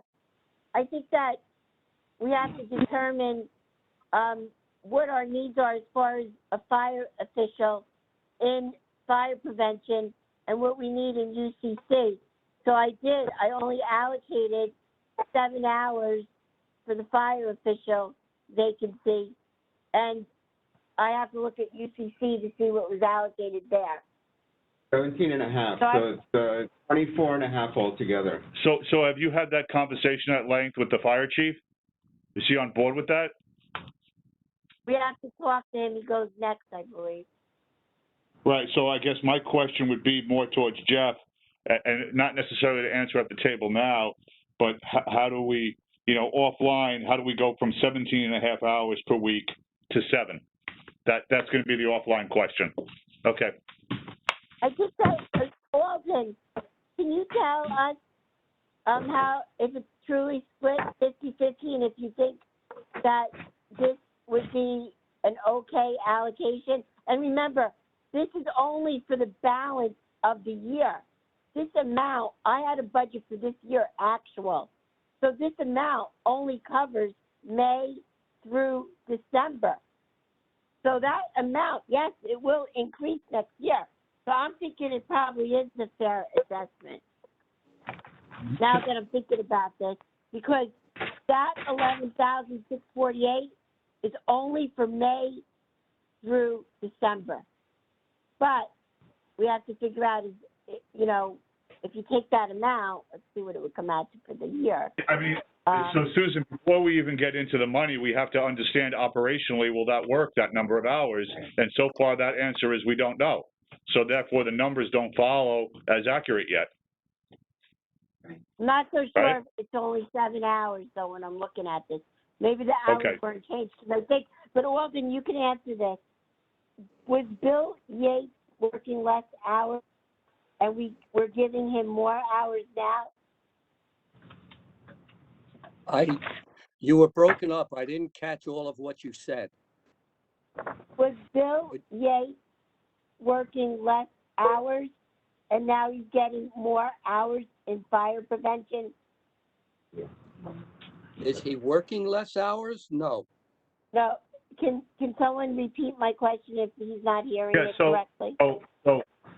Alden, the question is the hours that Bill Yates works in 2020 basically going to be the same in 2021? Yes. Both Okay. Bill Yates and Al Carroll and Paul Bianca, basically they will still be working 21 hours each. All right. So Susan, offline conversation has to be had with this. Who's got another question? Okay. I think it's budgeted correctly, though, but I will double check. There's a few things I have to check on. I'll talk to Alden about it more. The big question is, how are we going from 21 hours to 7 hours and still being effective? I'm not sure the 7 hours is the correct number. That's what I'm trying to say. Maybe it's more than that. Okay, go ahead, Panu. So are we done with the conversation, the personnel conversation? Yes. Okay. On the replacement of the Crown Victoria, there's a request for a replacement of the 2003 this year and the 1998 next year. I understand that they both have high mileage, but to the extent that it's basically just transport. I mean, you can walk to a lot of places in Tenafly. I mean, you know, but it's basically a transport from one location to another. I would suggest that if there is a vehicle in the police department or in another department that you know, is of use or is, you know, that you can use, that we just transfer that over to the fire prevention. That's just my recommendation. That's reasonable. I'd like to second that recommendation, just because also, as everybody here knows, that if we're starting to move toward electric vehicle infrastructure in the future, perhaps, you know, that might be a direction we go in with this particular use, this vehicle in the future. So recycling a car at this point might be a good way to go. So I'm going to follow up on that because both of you are 100% right. You know, if we decide that they need a vehicle, let's recycle one. If we decide there's no vehicle to recycle, the suggestion here of $46,000, you know, we should kind of put our money where our mouth is. We can buy a Tesla for $35,000, and if you have a residence, I mean, people are installing outlets for their one car for $1,300 to $1,800, right? And so let's assume the normal government waste, and we triple that price, and it costs us $6,000. we're still at $41,000 as opposed to $47,000, and you know, getting an outlet installed shouldn't need engineers and studies and plans. It's kind of like, hi, call an electrician. You get a quote, you get 3 quotes, and you have one installed outside Borough Hall on the wall, the DPW, and move forward. But that's not specific to this department. I'm just saying, in general, I understand the issue. Let's just move a car from somewhere else to here. Right. For this time, and for maybe next year. Right. You know. Right. Exactly. But you know, as we go forward, then fire prevention also may get into be you know, allocated an EV. Right. Agreed. But for now, Jeff.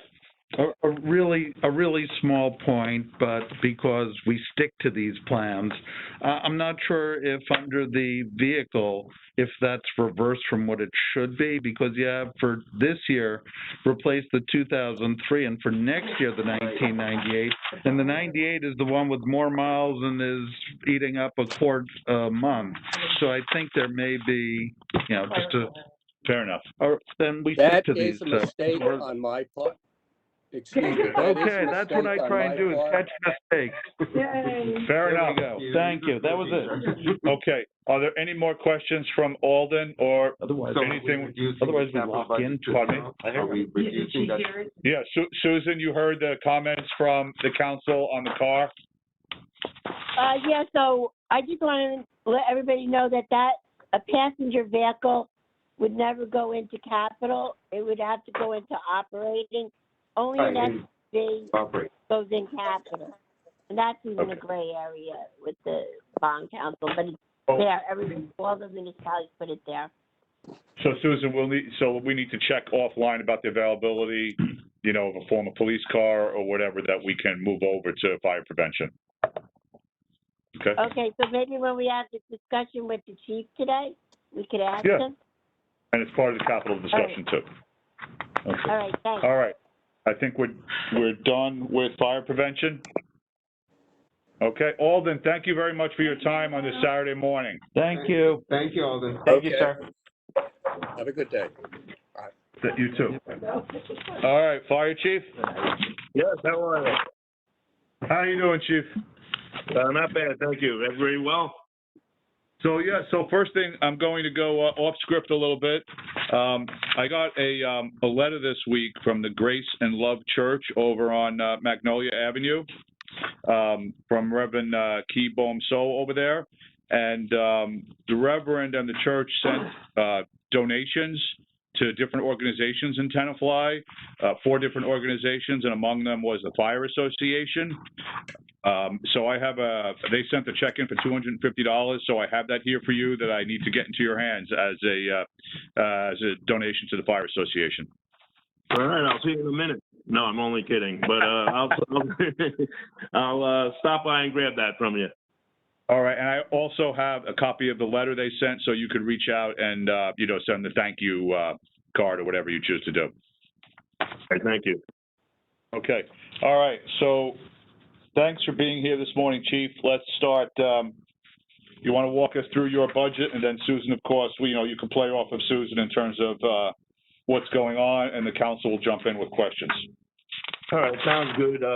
Basically, the operating budget is, I don't know if anybody's going to have any questions on it, but it's the same as last year with a few deductions that Susan made, which is not a problem.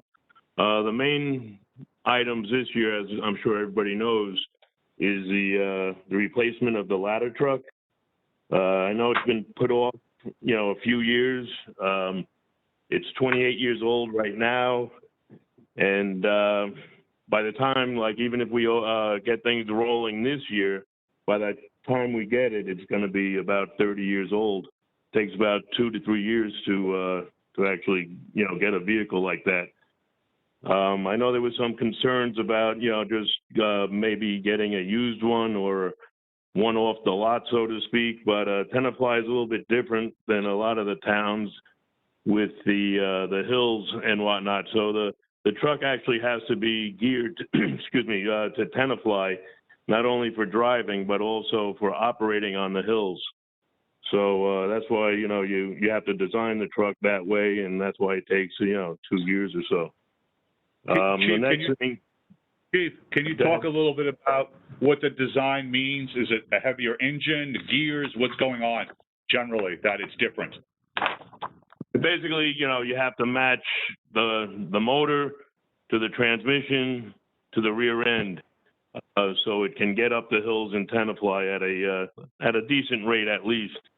So that's all designed into the truck. The truck itself, a ladder truck, is very heavy to begin with. So if you don't design it that way, it won't make the hills. So it's with any other truck we get, it's designed to handle the hills in Tenafly. So it's always taken into consideration. Okay, council members, who has questions for the chief? I'd like to back up the chief here. Last year, we had a long discussion on the need for this fire truck. And one of the major things that was very apparent is, number one, our maintenance costs on this truck are up. And number two, the technology is antiquated. The chief and I last year presented a presentation where this truck can no longer adequately meet the needs of Tenafly. I would behoove us to stop kicking the can down the road. We could have had this truck already if we actually put this in the budget 3 years ago. Each year we delay, the truck costs go up. Not only that, there's a delay in actually receiving the actual truck for Tenafly. So even if we budget today, we're looking at what, Chief, a year from now before we even get the truck? We are looking into Almost building more high rise this year. We have a hotel possibly coming here. We need a current technology, with the technology fire truck that has a tall ladder. I would request that our council consider putting this and keeping this in our budget. Questions from other council members? No other questions? Everybody's good with the fire truck and the capital budget? What? Comments? It's on the table.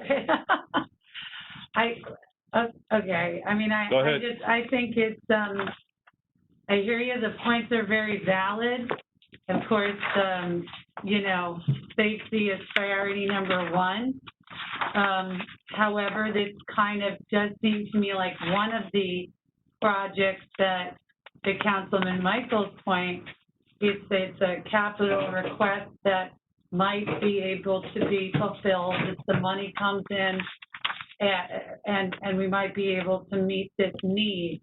But it is not, at this juncture with all of the expenditures, I'm not sure that this is the time that I would utilize the taxpayer money in this way. Okay, so I'm just going to reiterate this thing. Whatever anyone's opinion is on whether they want to buy this truck or not. You have to budget for it. Okay. If we want to put it in, we have I'm just saying, for it. don't make your decision based on the money from the stimulus package. Yep. That's all I'm saying. Correct. And that's, I think, what I explained. Okay. Go ahead, It would Adam. not be one of the. I think this is just possibly the best example of something that we should be getting the money from outside our residents. So let me give you 3 examples. The first one is Councilwoman Dayton brought up, rightfully so, there's aspirations, and I think it should be coming any minute now. The Clinton Inn is redoing their hotel and adding a space. That would be a prime place that we might, and I trust the chief, I think, for this ladder truck. If this is the main area, this is a great thing as part of the negotiations that they actually help pay for it. That's one example. You're allowed to do that legally. That becomes a gray area. It can be something that we look at. Depends on what's going on at the hotel. Right. You know, what the stories are, all that sort of stuff. The second one, I know Councilwoman Dayton and I think Councilman Park, I believe, but so we're kicking off for the first time ever the Shared Services Committee. I would assume and expect that Cresskill or Demarest, I don't know where they are on, do they have a ladder truck? Do they need a new ladder truck? But again, the amount of times that the ladder truck should be going out if it needed to be done, you know, do we need a ladder truck in 10 square miles that has 3 different towns in it? So those are just Adam, 2 examples. Can I respond to that one? Sure, of course. Are you done? All right. So yeah, so my point would be, before I would approve this, I'd like a better understanding of how we can leverage, you know, other people's resources and not our taxpayers for this. Lauren? Adam, I wish that was the case. I do. And, you know, our shared services discussed this. We did make a couple calls to some surrounding towns. Everyone wants their own. In an emergency situation, even though we give resources and, you know, we'd cover all our surrounding towns and vice versa, everyone wants their own truck. Nobody wants to be first coming to our town to pick up a truck or having our volunteer firefighters go to another town to first pick up a truck. So it doesn't seem to be right for a shared service. We are going to continue to push that concept, but right now, from our initial discussions on a couple towns, that's not going to be a very quick fix here. And for Julie, we've been discussing this fire truck probably for 5 years. This is something that we have continually put off. Our maintenance costs have increased enormously on this. So we're spending money that should be invested into a new truck instead to maintain an old antiquated truck. This is something that has now gone out, you know, on emergency calls here. We have utilized this truck in the past year. It's not something we don't use here within our borders. It is a direct cost for our residents. This is the time where interest rates are low, and this is the kind of project and resource we need to bond for. And again, I can't say enough that we have continually avoided paying for this. It's like 5 years later, the truck isn't getting any younger, and the technology just really doesn't even match up now to the emergency services that are required for our fire department. Okay, Adam, then Vanu. I thought you were. That's okay.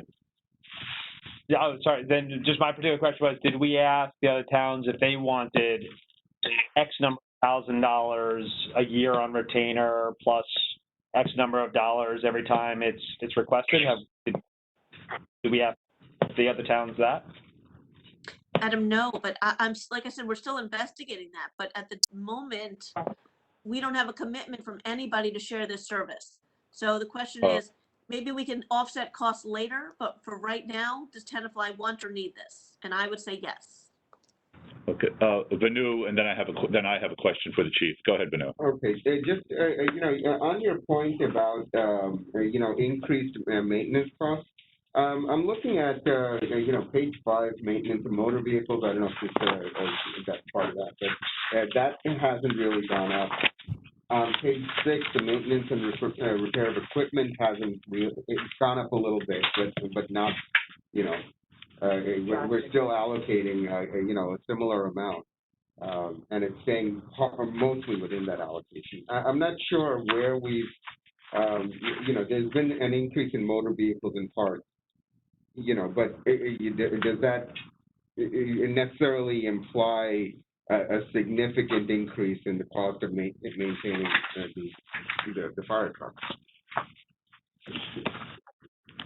Well, I can answer that, but Basically, okay, maintenance, the bigger problem is sometimes it is the cost, but the bigger problem is sometimes it's out of service for almost a month because the parts aren't readily available. Sometimes they have to make the parts and get them or ship them from wherever. So the downtime is also a big problem with that truck.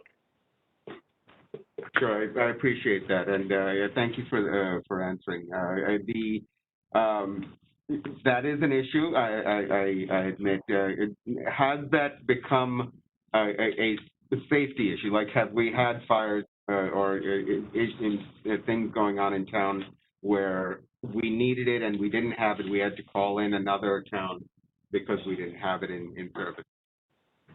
Well, we've had to call in other towns, but at the point, it wasn't any life hazards at the time. But we talked about the maybe Clinton Inn building something, but we already have a lot of buildings in Tenafly that we need this ladder for. One is the Heights up on Clinton. The other is the Plaza down on Piermont. The Plaza is built like the Avalon was in Edgewater, so it's a big fire hazard. So any delay would be critical in our response. Chief, how are our, while we're on the subjects of, sharing and things like that, how are the relationships with the surrounding communities and mutual aid program? We actually have a great mutual aid program, especially we're with Angwood also, but the towns to our north are having trouble actually getting volunteers. Cresco's been having problems for years. They actually have some paid members during the day. So relying on someone that can't get any volunteers, I wouldn't want to put it in Tenafly. Tenafly has a very good fire department. We can handle our own calls, and our response time is very good. So heading north, mutual aid, of course, when there is a big fire, they are able to get members, to come help us. But for the initial response, I think the delay would be great, trying to get any type of fire truck to Tenafly. Okay. All right. Yes, Vanu, questions? In terms of mutual aid, is there an imbalance of us doing more for others versus them doing it for us, or is it fairly equal, or how does that look? I would say it's fairly equal. You never know. Some years we go one place more than others, and vice versa. You really can't tell, but I would say on overall it's 50-50. It works out. All right, thank you. Okay. Other questions from council members for the fire chief? Lauren, go ahead. Mayor? Yes, I'm listening. Go ahead, Lauren. Oh, I'm sorry. I thought Susan piped in. Oh, I'm sorry, Susan. Susan, please go ahead. Well, I just noticed on page 9, I didn't recall that the chief is saying the 2008 spare vehicle can be moved to the fire prevention department if needed. So maybe that might solve the other issue with fire prevention. Congratulations. You just saved $45,000, Susan. Perfect. So moving this vehicle. Yeah. Which one? It's the chief's car 511 command vehicle. The 511, yeah. You're moving that to the fire prevention? But then. That's only if we get a new vehicle. Oh, I thought that was an extra. No. There's no extras. All right. We didn't say Hold on, Vanu, go ahead. That brings up another question. Is this another car that we can actually move from another department into fire? I mean, are there requirements, specific requirements for fire that are similar to police? Well, that's a question that the police chief and the fire chief and Susan should have. But he should be able to answer that. What? Right. So, Chief, there you go. Can you answer that question? We don't know availability from the police department, but the chief, if there's a used police car, can you take that?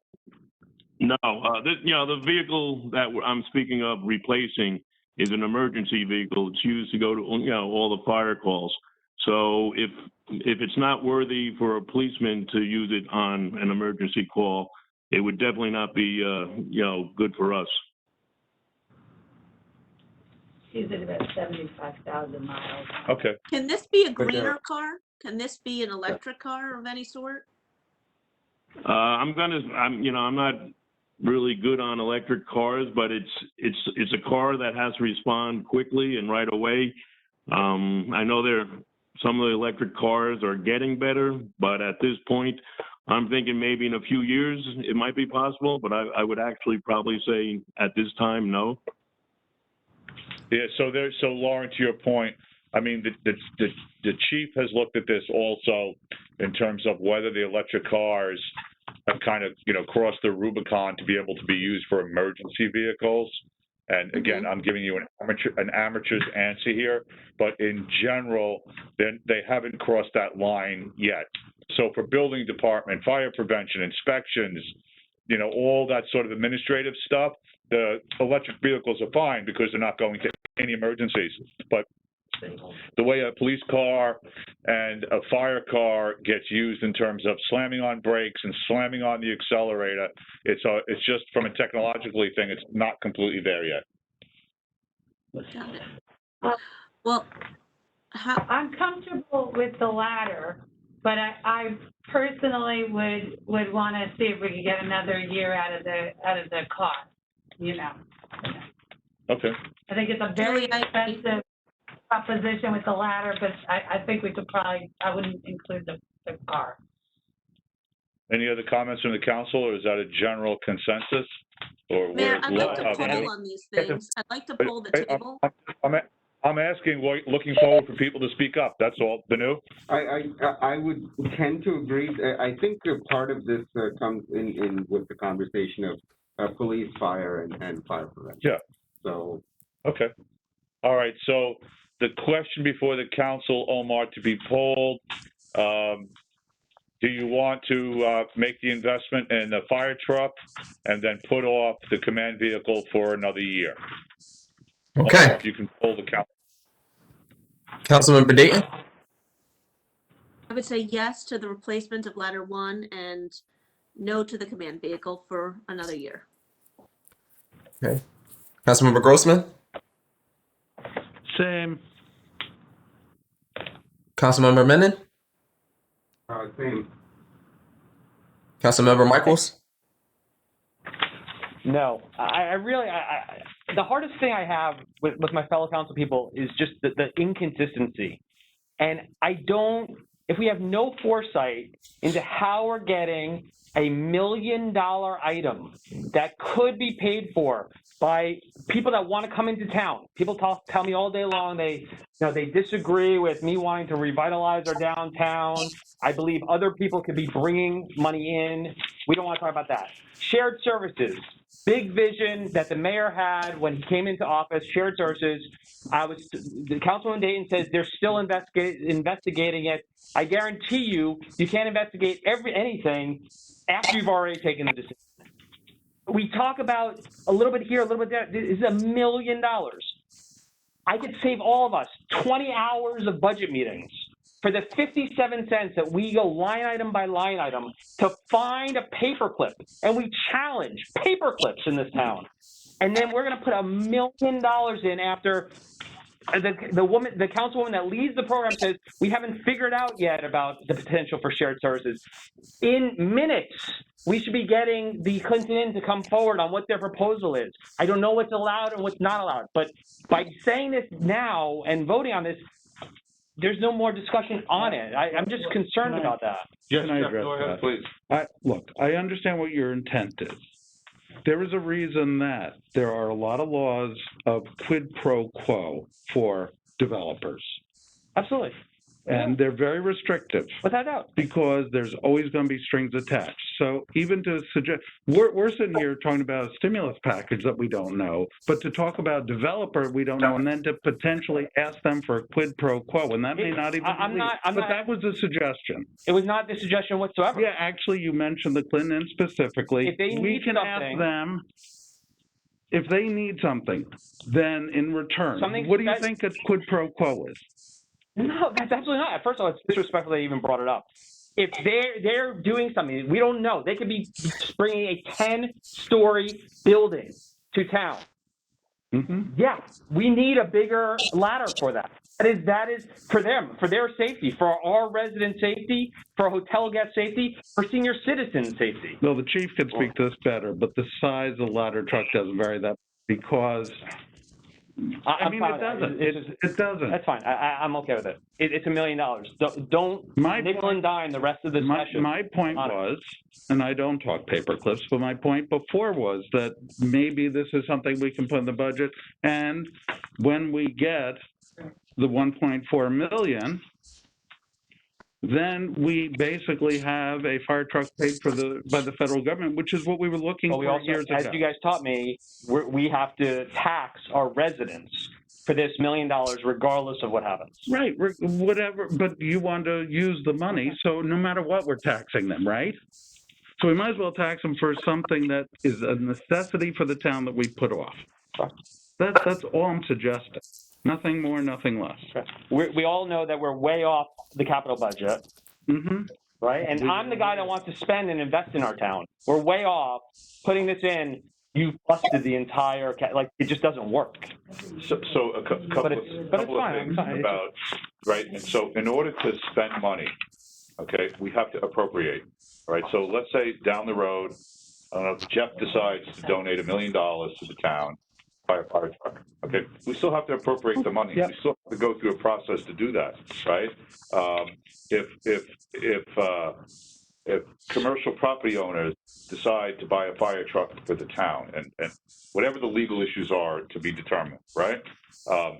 And the town has to buy the truck, we still have to appropriate the money. If we get reimbursed from the federal government for this fire truck, we still have to appropriate the money to do it. That's not the point. Right? Yes. That's Okay. just the process of how it's done. That's fine. Let's keep going. I still haven't heard, and I apologize, Chief, if I didn't ask. How many times a year is this critical that we have a multi-story fire that it goes out and gets there?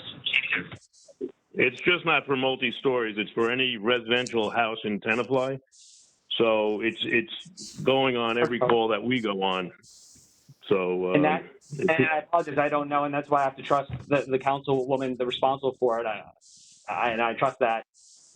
So I get, and maybe I don't understand. So you need a ladder truck. I'm picking up a number. The average house in town is 2 stories. We need a ladder truck. It's also not close to the road. So by the time you can reach the house, you're already out 70 feet, 100 feet, whatever. So it's just not the height. It's also the distance that we have to set up the ladder to get to the house.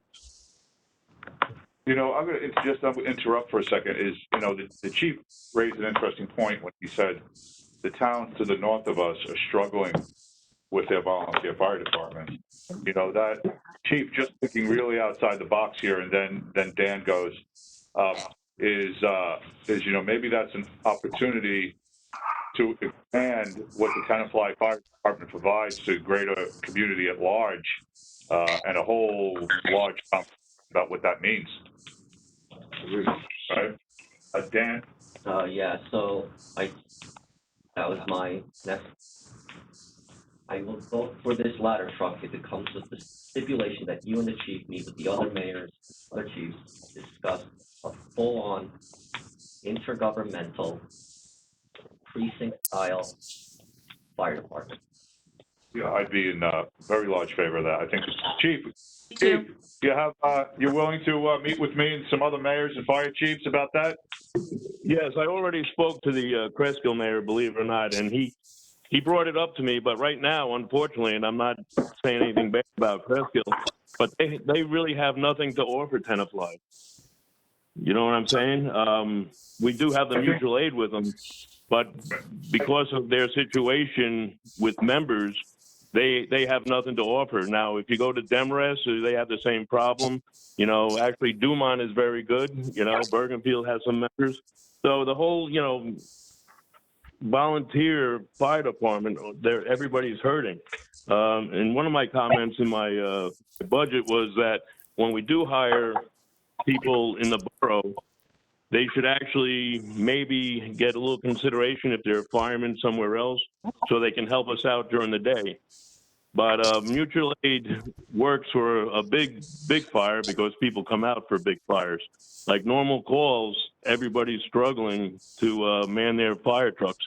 So shared services for other departments might right now be feasible, but I really don't see it in the fire service. But I'm open to, speaking to anyone that would either help us or we can help them.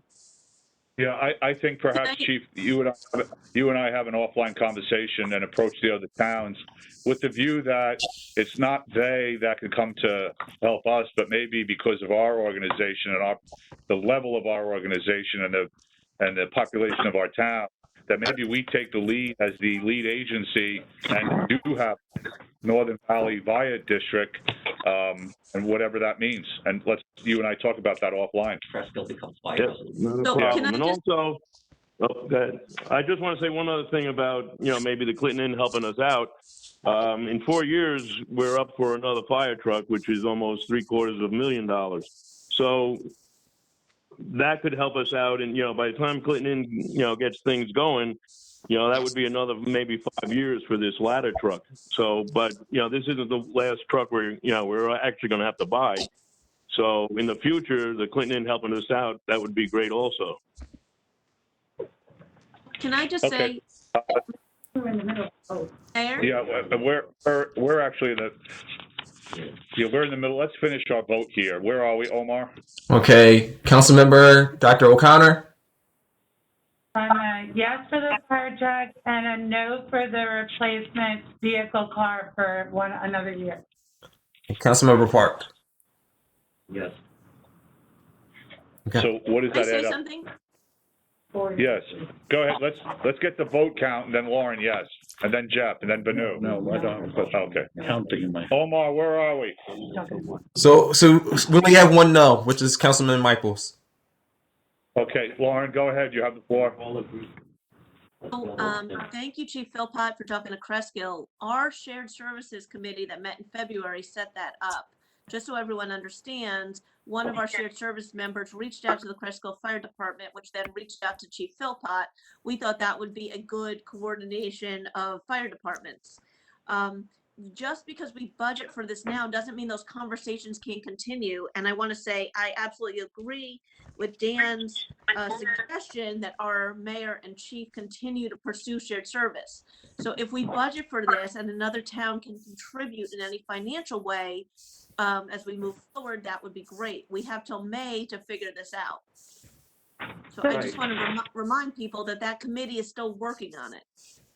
No, I agree with you, Lauren. So I do just want to say, Omar, I think there's just like a little confusion on the vote. I think the vote you were taking then was just for the ladder truck. No, it's for to replace the ladder truck and to no to the command vehicle. So we all agree no to the command vehicle. Okay. The vote was 5-1.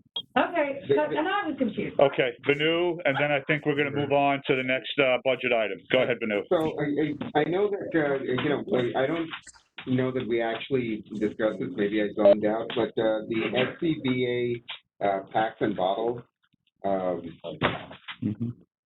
know we allocated last year for this, and Chief, you can tell me how long this is going to go on, and all of that stuff.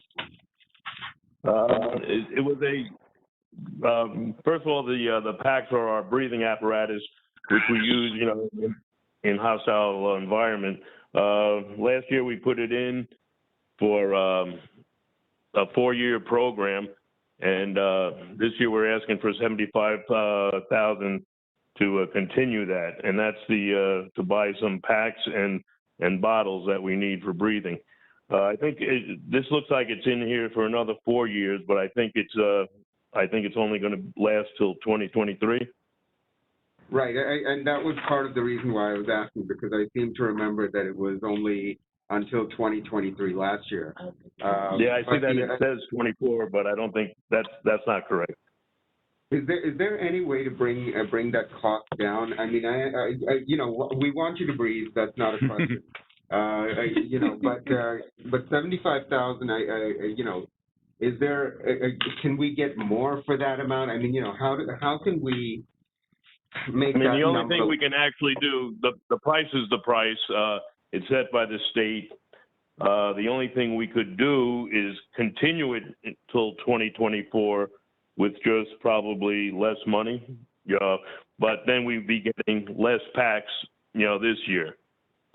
So, I mean, the only way, like I said, to get a little bit of a break this year is if we, don't get as many packs as we were going to. Right, and so each one is about $10,000. Is that what it is? Yeah, about 8,000, and then you need the bottles to go with it. So.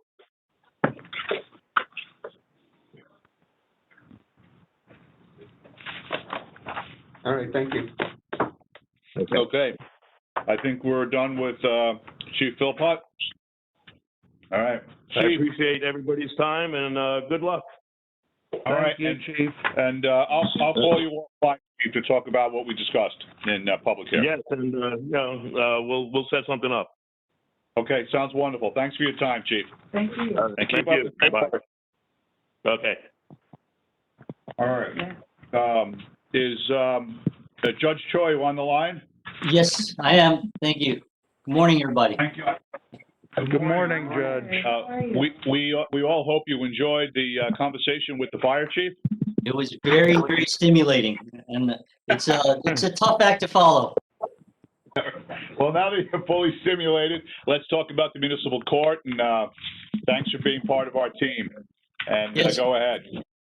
Good morning, everybody, again, and this is my first opportunity to address the governing body, and it is a pleasure to meet everybody here, and it is an honor to be here. I want to be first, thank you for the appointment and the opportunity to serve, and I'll get right to it. The municipal court has had operational challenges last year, obviously because of COVID. Court hearings were suspended for about 3 months from March 2020 to June 2020. We started to hold court sessions again through the virtual platform in June of 2020. And in-person hearings are allowed, but they are limited to one person, I strike that, one trial per session with pre-approval from the county and from the municipality. And we've had some live in-person trials. I will also make mention of the fact that Judge Bell retired mid-year last year, May 2020, and I was appointed to come on board effective June. For the first 10 months of 2020, there's been 951 tickets issued. The court disposed of 922. There were 105 criminal and borough ordinances complaints, and 88 such matters were disposed. So the court has turned over about 57,500 in funds to the borough. Volume-wise, there has been a significant decrease from previous years for matters that come before the municipal court, but operation-wise, the rate that they are heard and resolved by the court is nearly the same. And credit should be given to the court administrator and the prosecutor in this regard. They work very well together, scheduling matters and coordinating matters. And I remember Judge Bell's comment to me when I came on board. He said that I will have the best prosecutor in Bergen County working with me. And he gets matters done, and a lot of the work necessary to get matters done occurs outside of the courtroom. Overall, there's not much of a change to the budget. The previous year's budget was $141,481. I am asking for and recommending a small increase of $144,897.32. And the changes are pinpointed in 4 respects. Number 1, salary. Part-time and full-time folks, by contract, there is a 2% increase. There was also a reduction that we identified, number 2, in overtime from 4,000 to 2,500. And the reduction for 2021 is justified due to the fact that we're going to have less live in-person trials. There's an increase of $500 for special sessions from $2,500 to $3,000. And this is upon my request to increase the special session compensation from 250 to 300 per session, because special sessions will probably be the way and the means that we handle the permissible live in-person trials. Lastly, telecommunications. We are doing sessions via Zoom, as you know, and the cost for that platform is roughly $180 per year. So there is a line item increase in telecommunications for that amount. So the overall budget that I am requesting and asking you to approve is $144,897.32.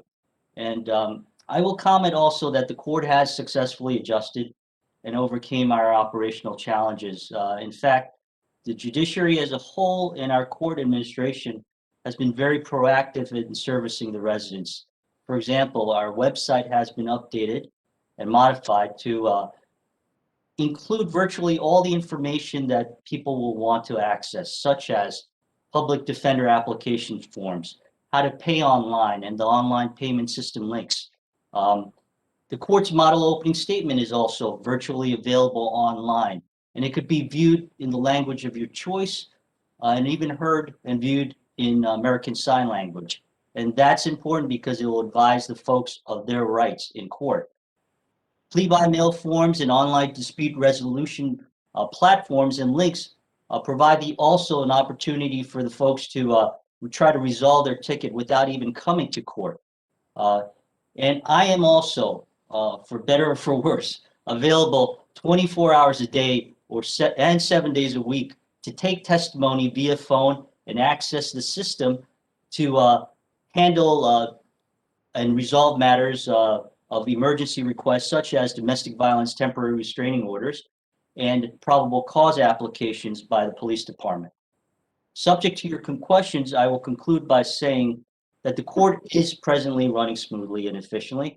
I'm very happy to be here and very happy to be working with the folks that I work with.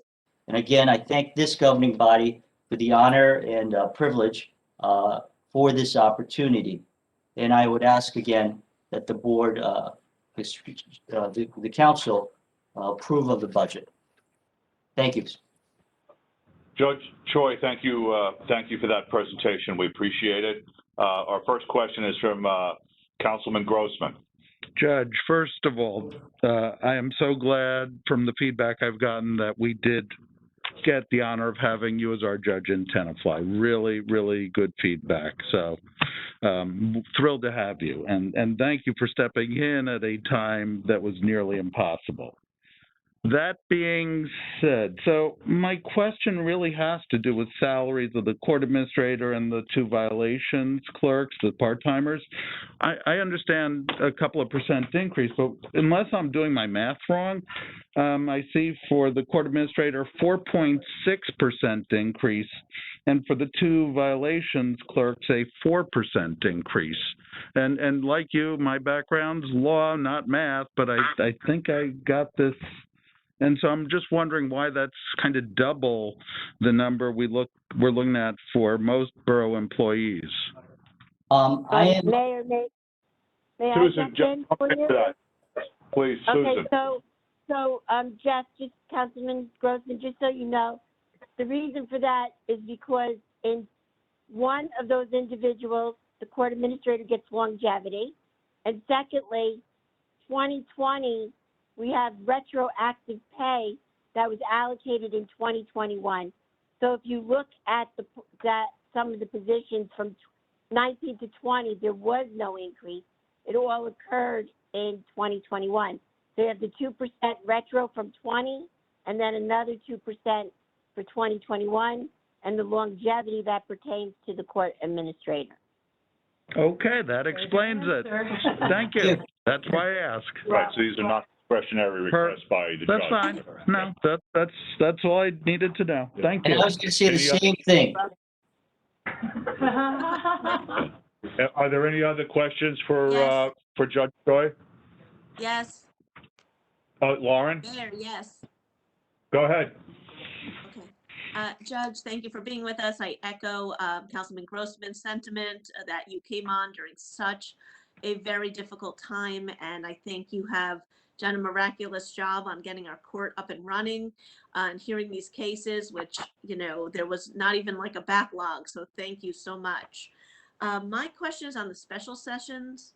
You know, we are obviously moving towards a more virtual courtroom here with the telecommunications, and we only have 10 special sessions here in the budget. Do you see that increasing in a large way in 2021? Not in 2021, but maybe in 2022. And I know this hearing is for 2021, but the trend of things is that matters of consequence involving fines of over $800 or a period of community service or a period of incarceration, those matters, the defense tend to request a live trial. And we are unable to hold live trials every week or more than 10 because just the nature of the trials and scheduling. I think 10 special sessions in 2021 is an appropriate budgeted item. I'm not even sure we're going to achieve 10 sessions in 2021 because of the pre-approval process necessary by the county and also our municipal government as well too, to bring folks in for the live trials. Thank you. That explains it very well. I just want to make sure that we're covered for that kind of trial virtually. Thank you. Any other questions for Judge Choi? Okay. That being said, Judge, thank you for your time. It looks like the council is good with everything, and that's enjoy your weekend.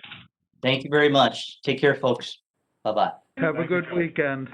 Bye. Can we take a 5-minute break? Okay, I'd like to, I've got a request from a council member to take a 5-minute break, which sounds very reasonable. And then I know that Chief Chamberlain is here, and he's very excited for his turn it back. So, but let's take a 5-minute break, everyone. And I'd like to remind everyone, the cameras continue to be live, and we're rolling. I'm still complimenting your math, Mr. Mayor, okay? I think it was pretty quick math. Oh, my math. Impressed. I was very impressed. Thank you, Councilwoman. So, Chief, what's going on? What's going on? Lauren's back, so let's, why don't you rock and roll, take the lead through your budget and lean on Susan when you need her, and then the council will ask questions. Okay, so I provided my budget packet as requested, and I usually do. The narrative. Oh, you know what, Chief, can I interrupt you for a second? Go ahead. Because I just want to make it part of the public record. The Grace and Love Church this week sent contributions to 4 of the different volunteer organizations in Tenafly, and they sent a check-in for $500 to the Tenafly PBA on behalf of the Tenafly police officers. So Very nice. Thank you very much. Yeah, I'll reach out to the PBA and make sure they get that. Let's go to the people. Yeah. Mayor, Council, before you start, I just want to let you know, in the public view, we have the chief's back. So I'm not sure if you want to, good afternoon, Chief. I'm not sure if you want to put the chief to the public. Yeah. You can hear me, right? You can hear me, right? You can hear him. You. Yeah. Yeah, someone's back is going to be to the public because we're at a rectangle. I'll move if you want me to. You tell me where you want me to go. Yeah, I think we'll just go with, because I don't know where to put you. It's going to be the same everywhere. Well, there is that. Glad he did his delts workout today. Okay, Chief, go ahead. All right, so I provided my memorandum, which, discussed, obviously it's got COVID mentioned in it, because that's affected everything. It affected last year's operation. And it's obviously affecting the beginning of this year. But, I am operating with the assumption that things are going to warm back into normal operations at some point this year. And we're going to be able to do the training that we normally would do and do the conferences that we would normally do and maybe have community night and spend some of the money that we normally would, which we didn't last year. So I built my budget on basically, years prior to COVID, even though I was probably a little light with certain things last year because things just basically didn't take place and had stalled. Again, the question mark, something we don't, are things going to resume to what they're going to be, or are they not? So I have to assume and prepare that they're going to, so that's basically what I built on.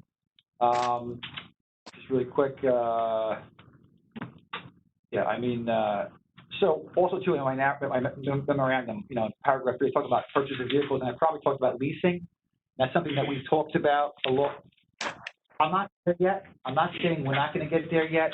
The premise with the leasing is that it's going to cost us more money to do it, but there's this assumption that we're going to save money on the maintenance, and we're going to save money because we're going to be actually rotating cars out quickly. We're going to be reselling them for more money, and that's going to go back into the kitty, and it's going to be an offset, and it's going to be also to a fuel savings. It sounds nice. I don't think it's too realistic, in my opinion. I'm not saying that we're not going to lease. We're not there. We're going to do more research, and I will bring it to your attention, obviously, in the future, something that's maybe a potential option. But it was mentioned in here. I talked to Susan, and right now, what we're presenting to you is the purchase rate this year. Maybe we'll be looking to lease next year, but I just wanted to explain it because that's a little bit different than what we're going to do. And again, you know, I mentioned also too, in the end, you know, overtime costs were a little high last year. Again, that was COVID related. I had a lot of quarantines. I also was under the direction of the Attorney General and the Bergen County Prosecutor's Office to lower our staffing to keep people home and healthy, and you know, have reserve troops. So overtime costs were a little high. Plus, we had people that were actually COVID positive, which created overtime costs. I don't anticipate the same problem this year. But what I did mention here is that we did have a senior officer retire, and we have a new officer in his place.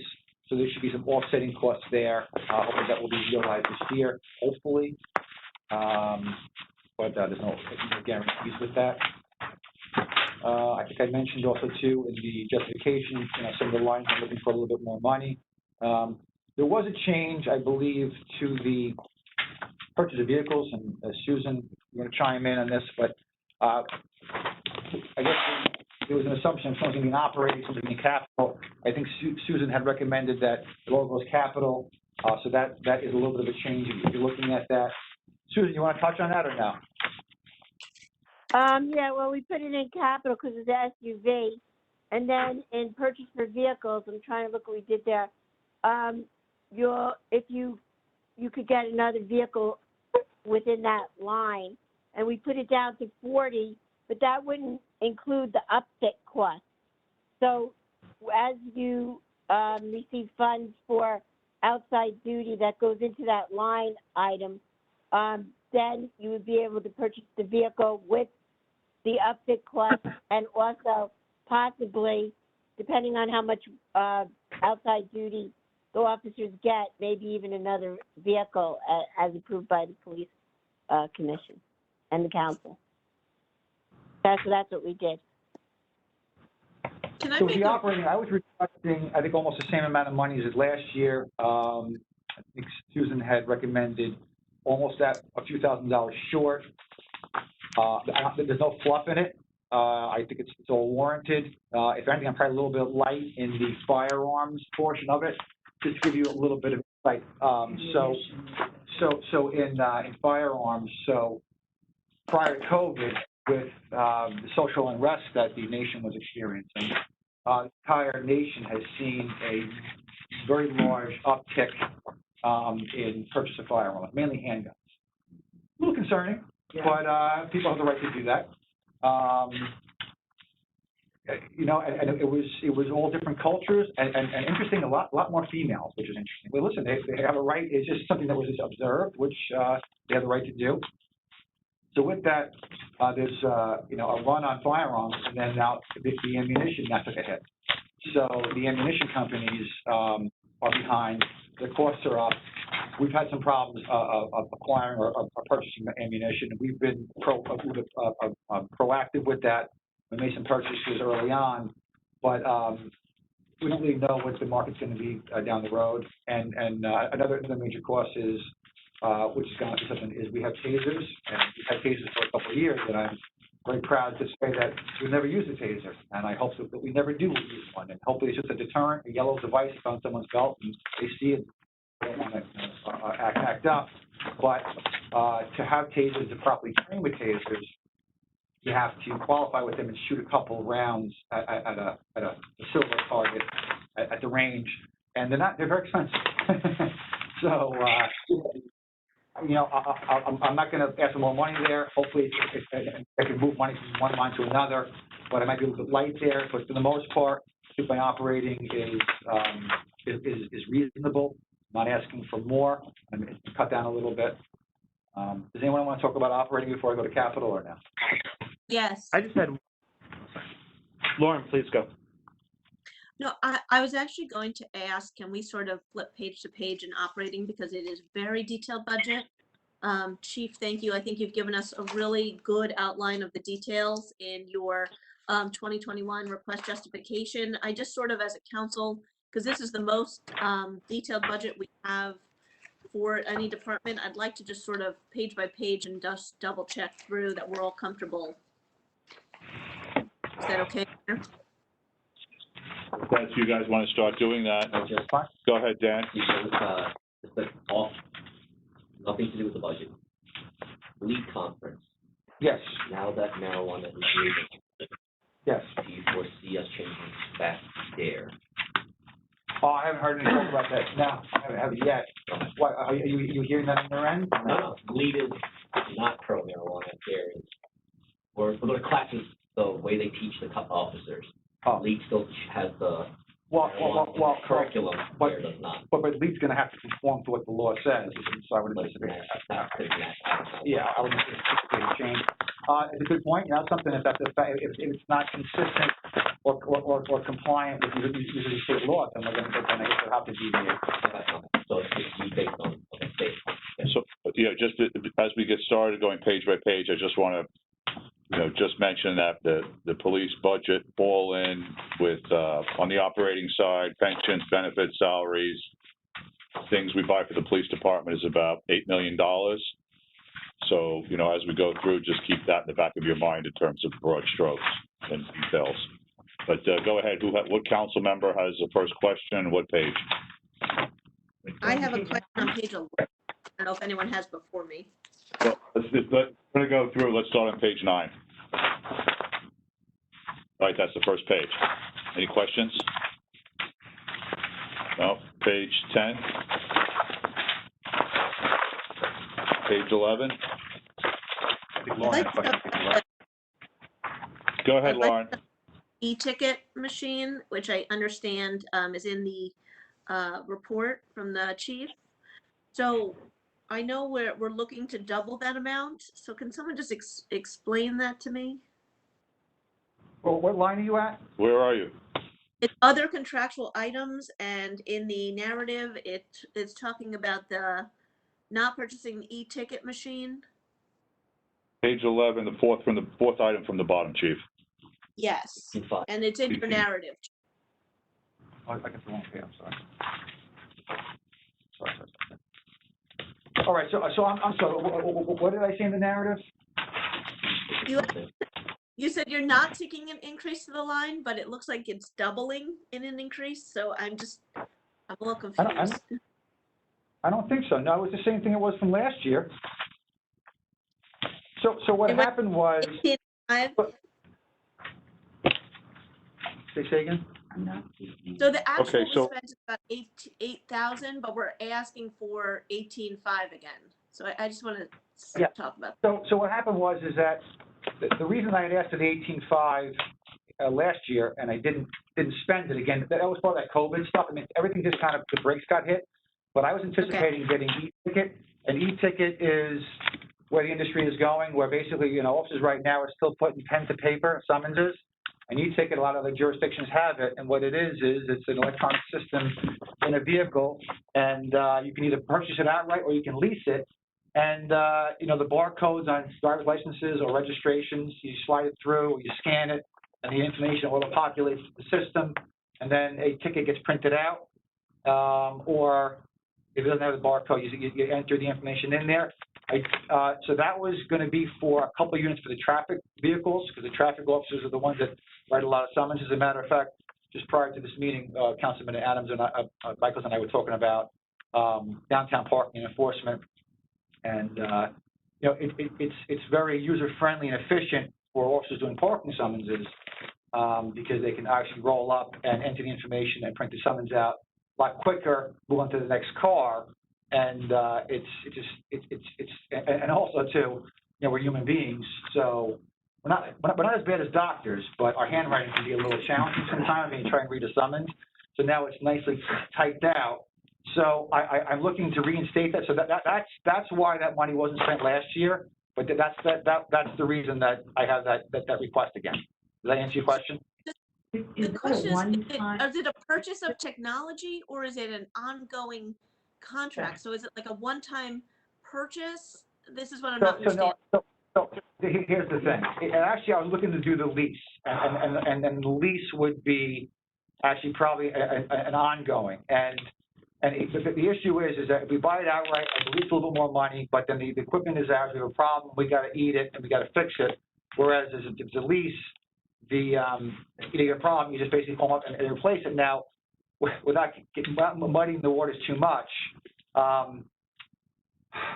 you put me on the spot here. There is an offset in costs, I believe. So I think some monies go back to the court for that. Yes, but I talked to Dawn about it, but to get the court monies circulated back into my budget is not so easy. So if you want me to get more information on that for you, Lauren? Sure. I just want to make sure that, if we can purchase it outright and that would make sense versus, each year putting in 18.5 for maintenance costs, what financially makes sense here? I will absolutely look into that. And, something right now, I'm at a loss to recall the exact information on that, but it's That's not okay. much different. It's just, I know that leasing sometimes, we're starting to find out that if you have, I'm not a big service contract person. I try to do a lot of things in time and material because service contracts, I think, they just siphon money out of you. And I've done very well with time and materials. Where you buy something and you fix it when you need it. But I've also had some experiences where basically service contract can be beneficial. So it's a weighing game. All right. Chief, Okay. I'm happy to get back to it another time. Any other questions on page 11? All right, page 12. Page 13. Page 4. Wait, hold on 13. I want to talk at the very last line, purchase of vehicles. Yes. Usually we talk about, how many the police budget can raise internally. So can we have that conversation? So the $37,000 is for how many cars and how much of it can be paid for internally? No, it's actually 40, isn't it? That's 40. It's 40,000. I was reading 2020. That's one car. Is anybody paid for any of that paid for out of forfeiture funds, or how does that work? No, forfeiture funds will never pay for that. The prosecutors will not. I tried that one time. They won't do that. They won't allow that. Oh, okay.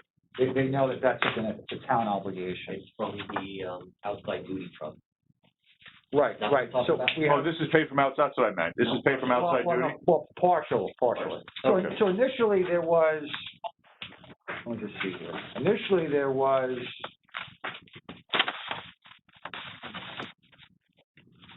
excuse me. Initially, hey, Susan? Yes. Susan, you there? Yes. The capital form I have is old. So what is on my capital now? Is there a truck on there? Yeah. I'll let you know what's on it because the chief and I did review this and make some changes. So, Rob, on there is a Ford pickup truck. Okay, wait, hold on a second, Susan. And a utility vehicle. Yeah. Wait, hold on a second. The question's about this $40,000 and whether or not that's paid for through outside duty or not. Oh, okay. All right. So the chief asked about the capital. The 40,000 is a budgeted number that will be utilized towards one vehicle.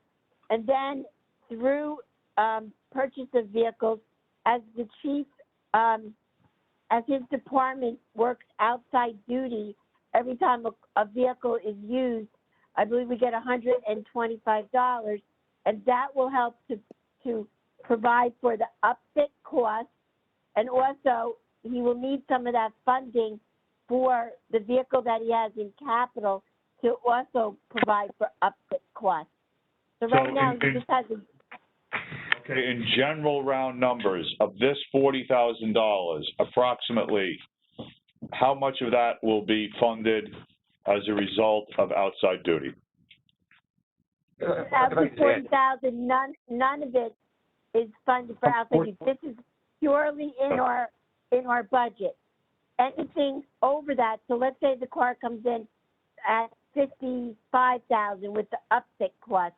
So the $40,000 will pay for the vehicle, and then once the chief has it up, puts the outfit it, then that part will be paid for by outside duty. Okay, got it.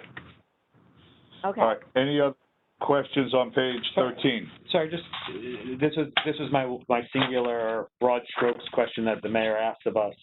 So in this particular one, the purchase of a vehicle, not quite sure, sorry, let me try the other way. Your overall budget for controllables, over the past couple of years, going backwards, and I know the first year was COVID, but you spent 73% of your, I've asked this of every department, you spent 73% of your budget. In 2019, you spent 85%, before that, 89%. So you're actually helping by being fiscally prudent, and you actually never spend your full budget. You spend about 85 to 90%. And last year was low because of COVID. Right, I actually disregarded that one, but yes, 85 to 90%. I'm pretty conservative. Yeah, so I guess my question is, and then I don't know if it's just coincidence, in this one that Councilwoman Dayton just brought up, last year you spent 30%, before that somehow the number was negative, extra credit to Susan to somehow make money off buying a car, 55% before that, and 62%. I guess my question is, without hurting any services whatsoever, I want you to have 100% of what you need. Can we lower, and again, I've said this of all departments, can we lower our budget? Because what happens is that money gets lost in the system. We never seem to get it back. So is there a way to lower the 288 or, yeah, the 288 that you're proposing for the budget to make sure that you get 100% what you need without losing that 10% of money into the abyss of our government? I would say that so the $40,000 in the vehicle purchase line. Yeah. There's two vehicles in capital being requested, right? There's a police interceptor, which is the. But this is not capital, right? This is No, but let me explain. Oh, yeah. And then there's a pickup truck. Yeah. So the $40,000 that's in the vehicle purchase line, Susan was explaining, was purchase a vehicle and money's going to go in there for outfitting. The last couple of years, we've done very, very well in the outside duty jobs and the revenue that's come back into that line. I would be okay with lowering that vehicle purchase line to maybe to 20,000, and then this year's going to accrue money to pay for the upfits for these two vehicles in capital. So basically, the chief gave you a detailed answer to your general question.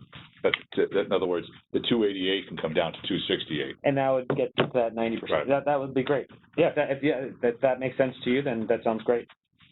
Is that strategy sustainable for next year's car? Potentially, something. I mean, we've done pretty well. So the last couple of years, I've been asking for two cars, and I've been able to get a third car because we've done so well in that vehicle, the outside duty line with money coming back in. So the fleet is improving. So we do have newer cars with lower miles. We do have some older ones that we need to get rid of. A lot of it depends on, again, the outside work. Something like last year we had the big Suez project.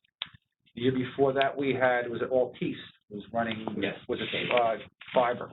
Yeah. So I don't think there's any real big projects for this year, but it's still going to probably generate a decent amount of money when the job and the warmer weather sets in. That works. Right. So let's say it goes down to 20. Perfect. Yeah. Next, so instead of 3 cars I could potentially have this year. Right. Maybe I'll just get 2. Right. Yeah, and that would be fine. Right. That's cool. Okay. Susan, you got that? So we're going to take it down to 20, but Rob, can you let the governing body know how much it costs to outfit a car? I just want them to have that number so they know. So it's about $16,000 to $17,000 per car, and then you have a laptop that goes in it, and then you also have the mobile video cameras. However, the laptop and the mobile video cameras are mentioned in capital. So $16,000 to $17,000 per vehicle. Vanu, do you have a question? Sorry. No, let Susan finish your thought, then Vanu, please. Okay, so what'll happen here is as the chief has in capital the one utility vehicle, forget about the pickup truck right now. So then what'll happen is the one utility vehicle, and then in purchase of vehicles, he'll have enough money, the $20,000, to outfit that vehicle. Then as outside duty monies come in, that's what he'll have to utilize to get the second vehicle, and if they do a lot of outside duty, possibly a third. But I just wanted to let everybody know, I just remembered something. Just so you guys know, I added some line items to the chief's budget on page 9 and 10 so that you could look at all the outside duty for the utilities, the Board of Ed, the escrow accounts, and the outside duty that is incurred by the borough internally. So you will see those lines for next year, for this year actually. So if you look at 9 and 10, you're going to see that. So. Okay. Vanu has a question. Right. All right. Vanu, you had a question? So yeah, so we were talking about, in previous conversations today about having cars that the police department is disposing of, maybe being transferred over to other departments. Mm-hmm. Is that something that you would be in favor of, and that we can do? I am in favor of it. Now, if we were doing the leasing program, it would probably be a lot easier because the car's gonna be a lot newer, lower miles on it. The only problem I have right now is usually when one of our cars is basically it need a replacement, it's in really rough shape. So I'm not opposed to it. I mean, the other department can look at it. The road department mechanics can make an assessment. That has happened before in the past. I believe fire prevention, it's borough property. And when we sell the car, we auction it, the money goes back to the general fund, so it goes to you. But I'm not opposed to that. It's just, I can't really guarantee the condition of it. Are there any cars you're thinking of retiring that are kind of in drivable shape, so to speak? Because these are a lot of these. For example, what was the first one? Building department, fire prevention. Where they're just going around town. Right. You know, they're not really driving. Well, give them the Harley. So you see the car that's out there right now, that old one, when you first drive in on the right-hand side? Yeah. And that thing doesn't run. I mean, that thing we've been trying to get rid of. We tried to auction it off. Actually, the auction company supposedly someone bought it for $500. It was a scam. So no one wants it. And actually, somebody got the town to approve me getting rid of the junkyard here for like $350. It's going to go back to the borough. Sometimes our cars are like that. They're that bad. But there are some ones that we do auction off that have high mileage and high idle. But if they're going to be driven in a civilian fashion, not driven in an emergency mode, some maybe could qualify. I mean, if you have a little bit of cancer on them, they could be a little rough. And they do have sometimes if they're not driven on a regular basis, start on a regular basis, they may have a problem starting. But there is some potential for that. So whenever we're going to get rid of a car, we always have to get permission from the town anyway. So yeah, I mean, It came up today as fire prevention. Fire prevention, for example. It will need a car. Every car we're going to get rid of, we'll allow that discussion. Okay, good. That makes a lot of sense. And I think the mayor actually volunteered your time to have a meeting with them. Yeah, absolutely. I like doing that. It's fun. That's what I signed up for. Last year around this time, you had requested, they're called the license plate readers. Correct. Right. So I just want to know, Were they installed? How are they doing? And were they requested this year? No, they weren't. So that is a step, is Jim Homsey on this line? Yes. Yes, Jimmy's on the line. So there is a separate request into Jim, was copied to the police committee, and I have a plan to implement the cameras. Just a plan needs your approval. I know Manu, a take on it, obviously something that would need approval, but so what it incorporates is this $40,000 was approved in the 2020 budget. That was never spent because COVID got in the way. And so it didn't happen. It's through the prosecutor's office, and it's just everything's stalled. I'm looking to increase that, and I want to use forfeiture funds. And the proposal is actually requesting that, offering that I want to spend $57,000 in forfeiture funds, which is basically no cost to the borough. To add to that. Above the 40. Yes, because the cameras are $6,200 a piece. Well, this is what I found out. My initial goal was I wanted to put one of these at every intersection. And the camera just is on a 45-degree angle, and it kind of just watches everyone drive through the thing, and the license plates, and that's it. It doesn't work that way. The technology is good, but it's not that good. Apparently, every intersection needs like 4 cameras. Well, $24,000 cameras per location. That's eaten up very quickly. So we've been meeting with the prosecutor's office, and we feel that the best course of action to provide protection to the town and to really help with our investigative processes was to put 2 cameras on every entrance and exit to town. So basically, East Clinton Avenue by 9W, Angler Street by Angler Border, Dean by the Angler Border, and O'Hara by the Angler Border, and all the major, I think it's like 12 major thoroughfares. And it's 2 cameras, one looking at cars coming to town and one looking at cars going out of town. It takes a license plate picture. And if we get a crime in town, which, and a lot of people have cameras, so we usually know what the car was that came and the people were driving. It's just we don't have the license plate data or picture of it. So we would be able to go and see when they came in and when they left, and that could be invaluable. So that's the idea behind that. So I'm looking to grow that at no extra cost to the borough, but we're not there yet. Don't request, and it needs the town's approval. Just I remember at the time you had talked about our intersection in the center of town. Right. Right now, you're feeling that plan is out. No, it wasn't center of town. It was, and I apologize if that's what you interpreted. It was going to be like the East Clinton Avenue and angles. It was going to be like intersections that we felt that people who were coming to town that crimes would have to drive through. I don't know if we get a lot of people driving through the center of town. Okay. I think a lot of our burglaries and car thefts, people probably go 9W East Clinton Avenue, or they go angle to East Clinton Avenue. They're not going through the center of town. They're not shopping down there. Okay. Okay. Chief, All right. Chief and Jimmy? Good, Lauren, then Manu. One of the residents had sent in a company on cameras, and Jimmy, I'm so sorry, I'm completely blanking on the name, and I wanted to know if we had looked into that company. This is cameras that were an alternative, I think, to the traffic light cameras. And Jimmy, can you help me? So the mayor and I had a Zoom meeting with a lot of the residents from the Kent, Buckingham, Essex area yesterday, and I did mention this to them. So the company was like Fog something. I forget what it was, but something along those lines. Thank you. Thank you. It was an ALPR, and it was less money than the ones that the prosecutor's office is pushing, but they are not compatible with the Bergen County Prosecutor's Office system. And the Bergen County Prosecutor's Office cameras, I'm not a tech guy, but apparently what makes them proprietary is they're flash coded with certain description. So there's only one camera that you can use. So those are not an option. One they will recommend. Well, thank you for looking into it and giving the comparison. I personally would prefer the ones with the prosecutor's office, so thank you. Manu?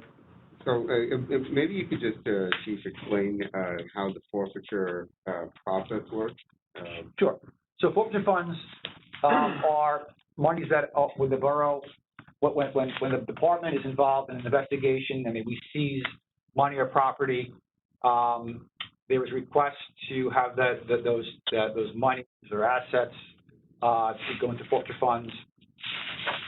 Prosecutor's office, state prosecutor's office makes that determination, and when it's approved, those monies go into the process, are earmarked for forfeiture funds for the department to use.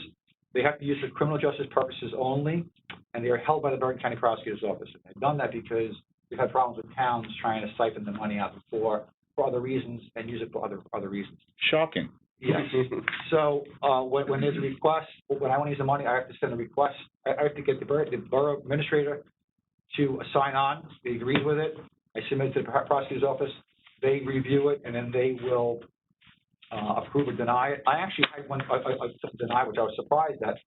I had e-ticket denied, and e-ticket was I made a request a couple of years ago, and they said it's for traffic purposes and not law enforcement. That's ridiculous. Like, but that was I went to buy cars one time. They're like, no, that's one of those items. The towns are obligated to do something. So they're very finicky on what they approve. I mean, in terms of what is allowed to be forfeited, like in a stop. So we had an arrest a couple of years ago. This is mind-boggling. We stopped. It was a BMW. It was a 5 Series. It wasn't that old. The car was clean, paid off. Lots of times, if you get a car involved in a crime and there's still a lien on it, there's still being financed, you can't get it.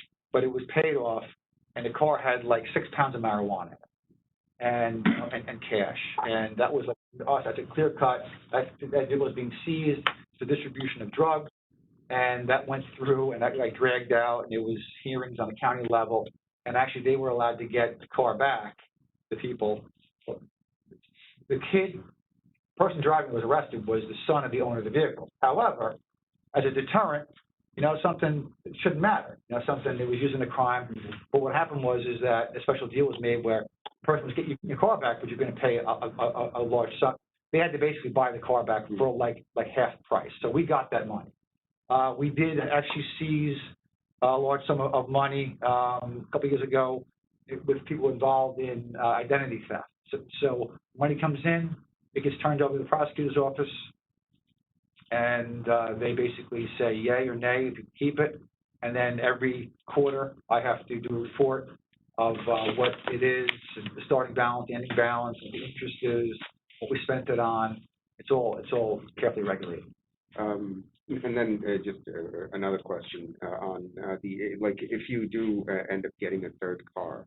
I don't think I will this year, honestly. Okay, but just a question on which of the cars you might think would be worth transferring to the The cars that are probably on their way looking to go right now is probably an old Crown Victoria and maybe some old Ford Explorers, the boxier ones.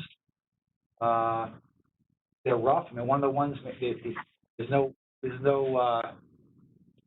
air conditioning anything in one, and when the heat's compromised in the other one, and to fix them, it's like a couple $1,000s. It's just not worth it. Yeah. So again, I am very conservative.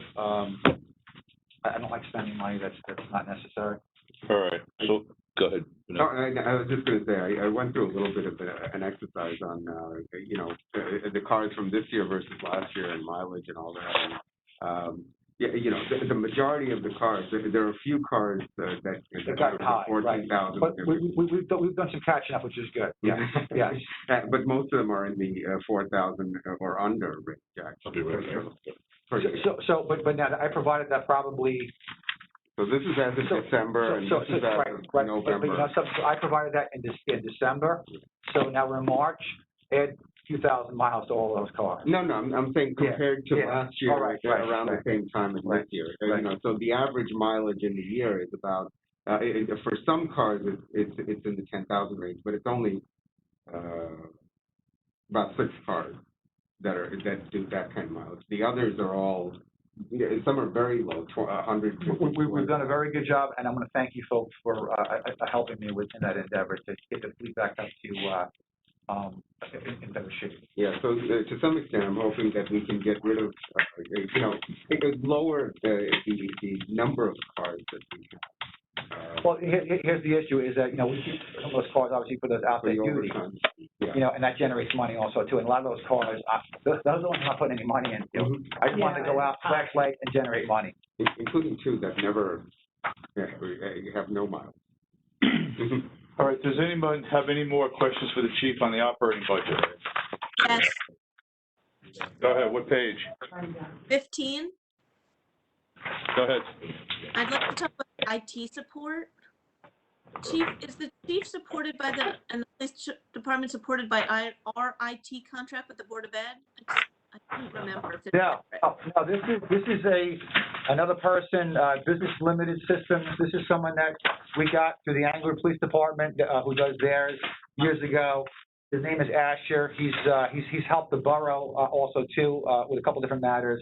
But this is someone who is, absolutely invaluable to what we do. He's one of the divers. He can do anything. He comes in and does a lot of things that doesn't even charge us. But he basically helps us out with all of our, systems that are very protected. They're very sensitive. He has the background clearance, but, our criminal background systems, our fingerprint systems, he has the clearance and the knowledge, and he's so savvy. He saves us a lot of money. And I was going to even talk to you about, when we get into capital, about another expenditure I have and how he can save some money. But no, he's independent of the Board of Education IT agreement that you have. So my question then is for Susan, why are we reducing this here if we spent 18 last year? Right. That's the one that's the only reduction I had seen. You're right. We spent how much last year? Let me see. No, it's probably 11, and we raised 15. We didn't spend 18 last year. Lauren, we spent 11,585 last year. Right, so this is an increase of $3,500. Well, 19 Yeah. spent. That's probably like 15. It's clearing that. Okay. I just want to make sure that we're Yeah. accurate and that the chief has what he needs here, because I think obviously as we go more tech, into this virtual world, I don't want our police to be without IT support. Right. That's a good observation. Something I've always proven I'm willing to work with you. So let's see how it goes, and if I need some extra money, the line could maybe be steered that way, or I'll talk to Susan. But based upon previous years, maybe it won't be a problem. All right, any questions on page 16? 16. Sorry. What? The traffic signal contract? See again? Contracts? The What is- traffic signal contract? Go ahead. I just would like to, I know that we're contracted and we just passed this contract. As we go into this next year, I'd like to see if there's any alternative options here to maintain our traffic signals. So I'm just going to raise that as an issue. I don't know. Is this an annual contract, Susan? Multi-annual? What's going on? Multi-annual. Did we sign it for more? Yeah, so what? So the police department or the borough has two service contracts that really, well, the one is the fleet maintenance, which is Clinton Auto, it does a police cars, and the other one really is the traffic signal maintenance contract. I think it's a 3-year contract. It's with Gen Electric. We've been doing this. I think they're the only one that actually bid for it. But that's, we have an agreement with them, and as you've seen the last couple of years, we've been spending a lot of money, well over what is budgeted. See, what we have also too is about $7,000 every year goes for an inspection. So they perform an annual inspection. They go into the housings and they look at everything. And so $7,000 off the top is already earmarked and spent in inspection. That leaves like $3,000 in the past to basically pay for repairs. We always have repairs. We have repairs throughout the year. Now, what we have done a very good job with is lots of times some of our repairs involve a traffic signal getting hit or damaged. And whenever that happens, obviously with a traffic crash, we send that information, the crash report to Eifert French Insurance, and they go and subrogate and look to get actually something. They make a claim, and actually we get reimbursed, and we get reimbursed for the cost. However, we do often throughout the year get the crashes. We get the damage found out the day after with no car. The car left the scene, so there's no insurance three-person's insurance to go recoup those costs? And then also, we have problems where a traffic signal, the components or the controller goes bad on it, and that's the obligation of the borough. Okay. All right. Any other questions on page 16? That's it. No? Any questions on page 17? No. All right, 18. 19. Page 20. And 21. Okay.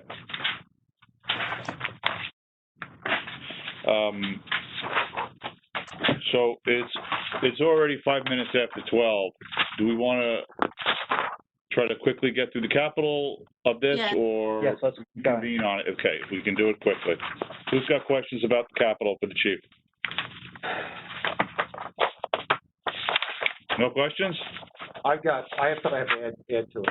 I mean, not add to, I got to talk about. Sorry. Why did you just do that when you have no questions from the council? All right.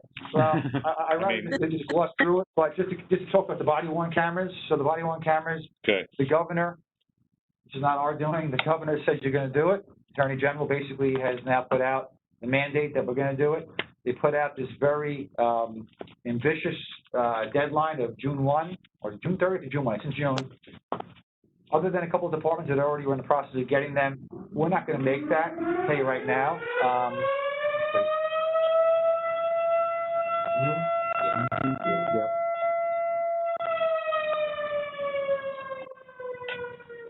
That's Rich Philpott's way of telling us we're supposed to be done. Yeah. So as the chief of Bergen County, obviously I have chiefs meetings every month, and this is a hot topic. This is topic number 1. So we're talking about, we are all aggressively investigating what devices we're going to use. The process basically entails, obviously, identifying which one you're going to use. Is it compatible with your systems? Can you afford it? And how do you now basically, then getting into your town to approve it, then getting the borough ordinances approved, and then buying it, implementing it. June is not going to happen. I think the state's going to realize, as long as the town is in the process of working toward getting it done, I think that's what's important. So right now in our police cars, we used to have we have mobile video cameras, which is very valuable. We just moved to a company called WatchGuard. WatchGuard was bought out by Motorola, so they're the big dog, and it's great technology and works well for us. So we're looking at WatchGuard body-worn cameras. So what that does is, now you have the mobile video cameras in the cars and the body-worn cameras. Now they're the same company, and it's one system, and I think there's one way to turn it on instead of having 2 different triggers, and it plays nice with it plays nice with each other. And this money is for all the offices? So initially we were looking toward going with all the offices. Well, actually having 35 cameras, and every officer could have them. You have to put some in reserve. Each officer needs just one camera? What's that? Each officer just needs one camera? Yeah, that was the initial goal. However, the mandate just requires uniform patrol officers. So that would be the patrol division, which is 24 officers, and traffic officers, which is 3. So that's 27. So the original quote was like $116,000, and it was, you could do it over 5 years, like $27,000 a year, which doesn't work for capital because you can't do capital. It has to get eaten up by operating. So I looked at it and said, we don't need that many. How about we do 20 cameras? The reason I arrived at 20 cameras is that on a day shift, we could have 6 in patrol, 3 in traffic. The SRO makes it 10, and then a detective needs 1 or 2. So we could have basically 10, 11, 12, 13 possibly in operation. But now they have batteries. So now you have the evening shift where the big guys are sleeping and they're waiting to come in. So now at the end of the shift, the guys can put the cameras in the docking systems. That takes a little bit of time to upload. Now the new shift comes and grabs another set, which is ready to go. So we feel that 20 would satisfy that. So I've knocked it down from 35 cameras to 20 cameras. So the new quote, we actually have 2 quotes, and I don't want to spend too much time on this, but the new quote, 20 cameras, is, I think it's $77,880, and it iCloud, and it has a warranty, and after 3 years, you just get all new cameras, which is pretty nice because apparently lifespan is like 2.5 years on these cameras. You can buy them outright, and you replace them anyway. I have another quote, it's $50,000, but here's the misleading about the $50,000. There's like a $5,000 per year user fee, and then it doesn't incorporate the replacement of them. And then also too, you have to buy a server for like $10,000. So it comes out to the same thing. So 75 is in here. So I know, I have 77, 880. So what's the accurate number you want here, 75 or 77? I have 77, 880. Okay. Now that's not including extra batteries, but I can maybe try to get that with other funds. So this is just the way I read it. I guess it's the small part of the cameras. So what happened was, and that, I apologize. That was early on, what is it, like $30,000? $30,000. So that was misleading. That was based upon one chief saying, yeah, I pay X amount. No one knew. So since then, we've all been hard at work, actually used something at shopping, doing research, and this is what it's coming out to. Dan? So Chief, with our neighbors and Riverside Co-op in particular, are we all on the same or similar system as them, or is every department their own personal preference? Like, you like Watchdog. It's their own personal preference, but it would be nice if we're all buying the same thing, for like bulk pricing or something like that. Yeah, so we're not ruling that out. And also too, I think I probably told you this in the past also, to the county prosecutor's office, went out and bought this really big, robust server. And they were going to basically try and save us all money, and we were all going to now supply our own systems and pipe our information to them, no storage fees, and get it back. I think so. We're finding out that it's not, there's no cost savings, and it's very frustrating. We're working out, but like I said, the one that basically gives us the three, replace after 3 years, is going to be the same amount of money as buying them outright, and then we have to. Dan, go ahead then. It's the same amount of money. So for the same theoretical concept as the fire department, could you sit with the chief and our neighboring mayors? Yeah, be happy to. Figure out what brand they prefer and see the type co-op and purchase county, Riverside, whatever co-op there is. Oh, see if we get both. If I could just add to, so that you probably had heard that the state earmarked $58 million for this endeavor. That was when they first took the mandate that was talked about. What they believe, based upon all the police officers that they think are going to be wearing them, they believe it's going to be about a little bit over $1,000 per camera. So we should be looking at a reimbursement of probably $20,000 from the state when that happens. So right now, you do Hold on. 78 in here, not 75. Right. Yes? Very good, Chief. Glad to see the thing on Piermont Road project, and I know you've been advocating for that for years. Yes. About 2 or 3 years ago, you came before the council to reintroduce the plan, and you had suggested at that time maybe putting some barriers to do it temporary. Yes. Is that still your thought? It is, but here's the issue. So when I think I brought this to your attention, but when we looked at that diagram, and it makes sense, very small. I recognize that it has an egregious flaw to it. The flaw is that parking lot by Cafe Angelique, right, would be coming out. Would be coming out to an intersection that's traffic controlled, correct? Right. Well, it had a stop sign. That's never fly. And it didn't incorporate having traffic signals to control traffic coming out of that now parking lot. You can't parking lot, they can do whatever they want, or stop signs, like, I'm gonna go across. So the project entails moving some traffic signals. And once that happens, or change whatever, you need a traffic engineer. As much as I have a lot of traffic experience, and I know I could put together a pretty good project, it would be, we'd have a liability problem because we had an accident. So that quote that I got for the engineering cost was from Gen Electric, which is a traffic maintenance company. Maybe you could do it for cheaper. That was just a quote that I got, but it was engineering fees to basically say, this is what you need to do, and they'll give us the cost, and then basically you can project what it would cost you to.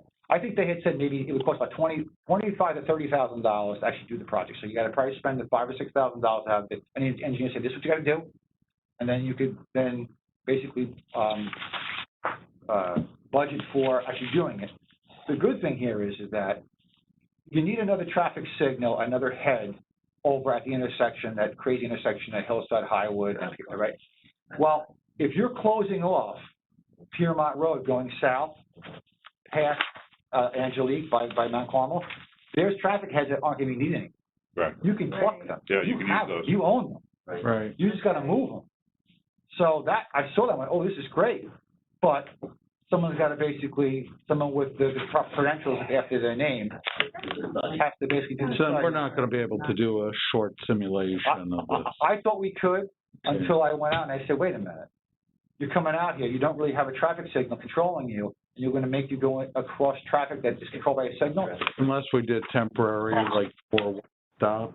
Well, we just committed and did the whole project. You can't there. So I really would like to have an engineer. Okay, that was my whole question. And I have one last thing, and I'm not trying to throw a wrench into the system, but I am. In part of this capital, I didn't, there's a line that I don't believe I filled out because I didn't have everything at the time, but it had to do with like maintenance of the building. So technology is great, but it always comes with a cost. So my police building is 10 years old. Great building, and it has a lot of great features, benefits. We have a door access system. Door access system. Where's my keys?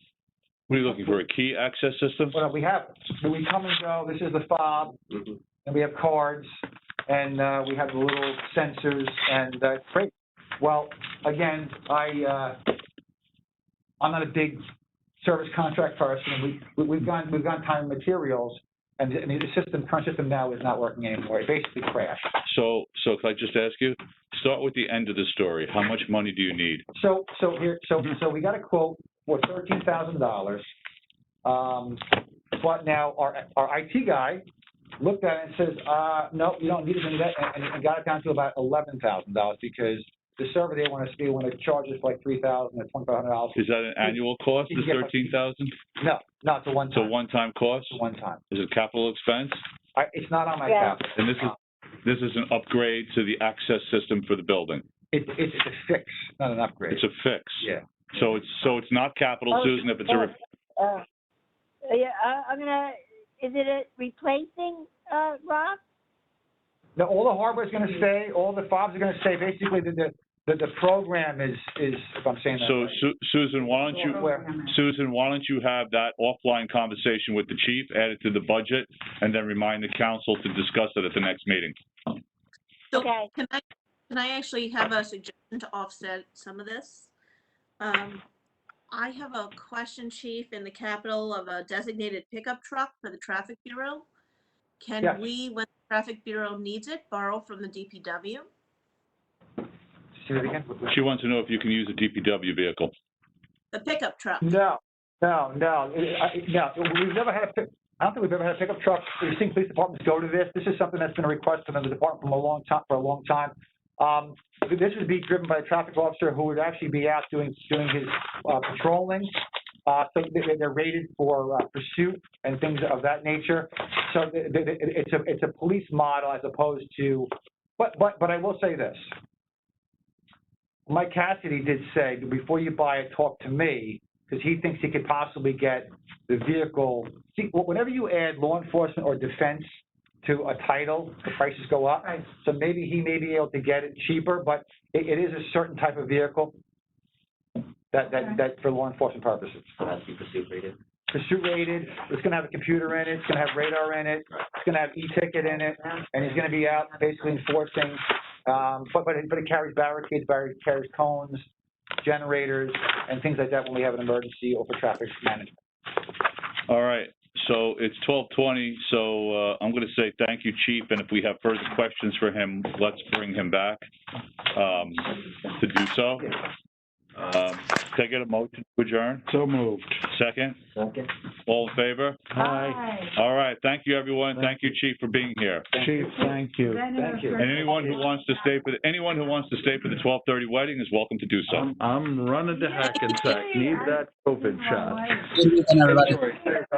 Huh? You're going today? 1:30, I gotta be in Hackensack. That's why I'm packing up. Good luck. Yeah, good luck. Thanks. Everyone. This is from the League of Municipalities magazine.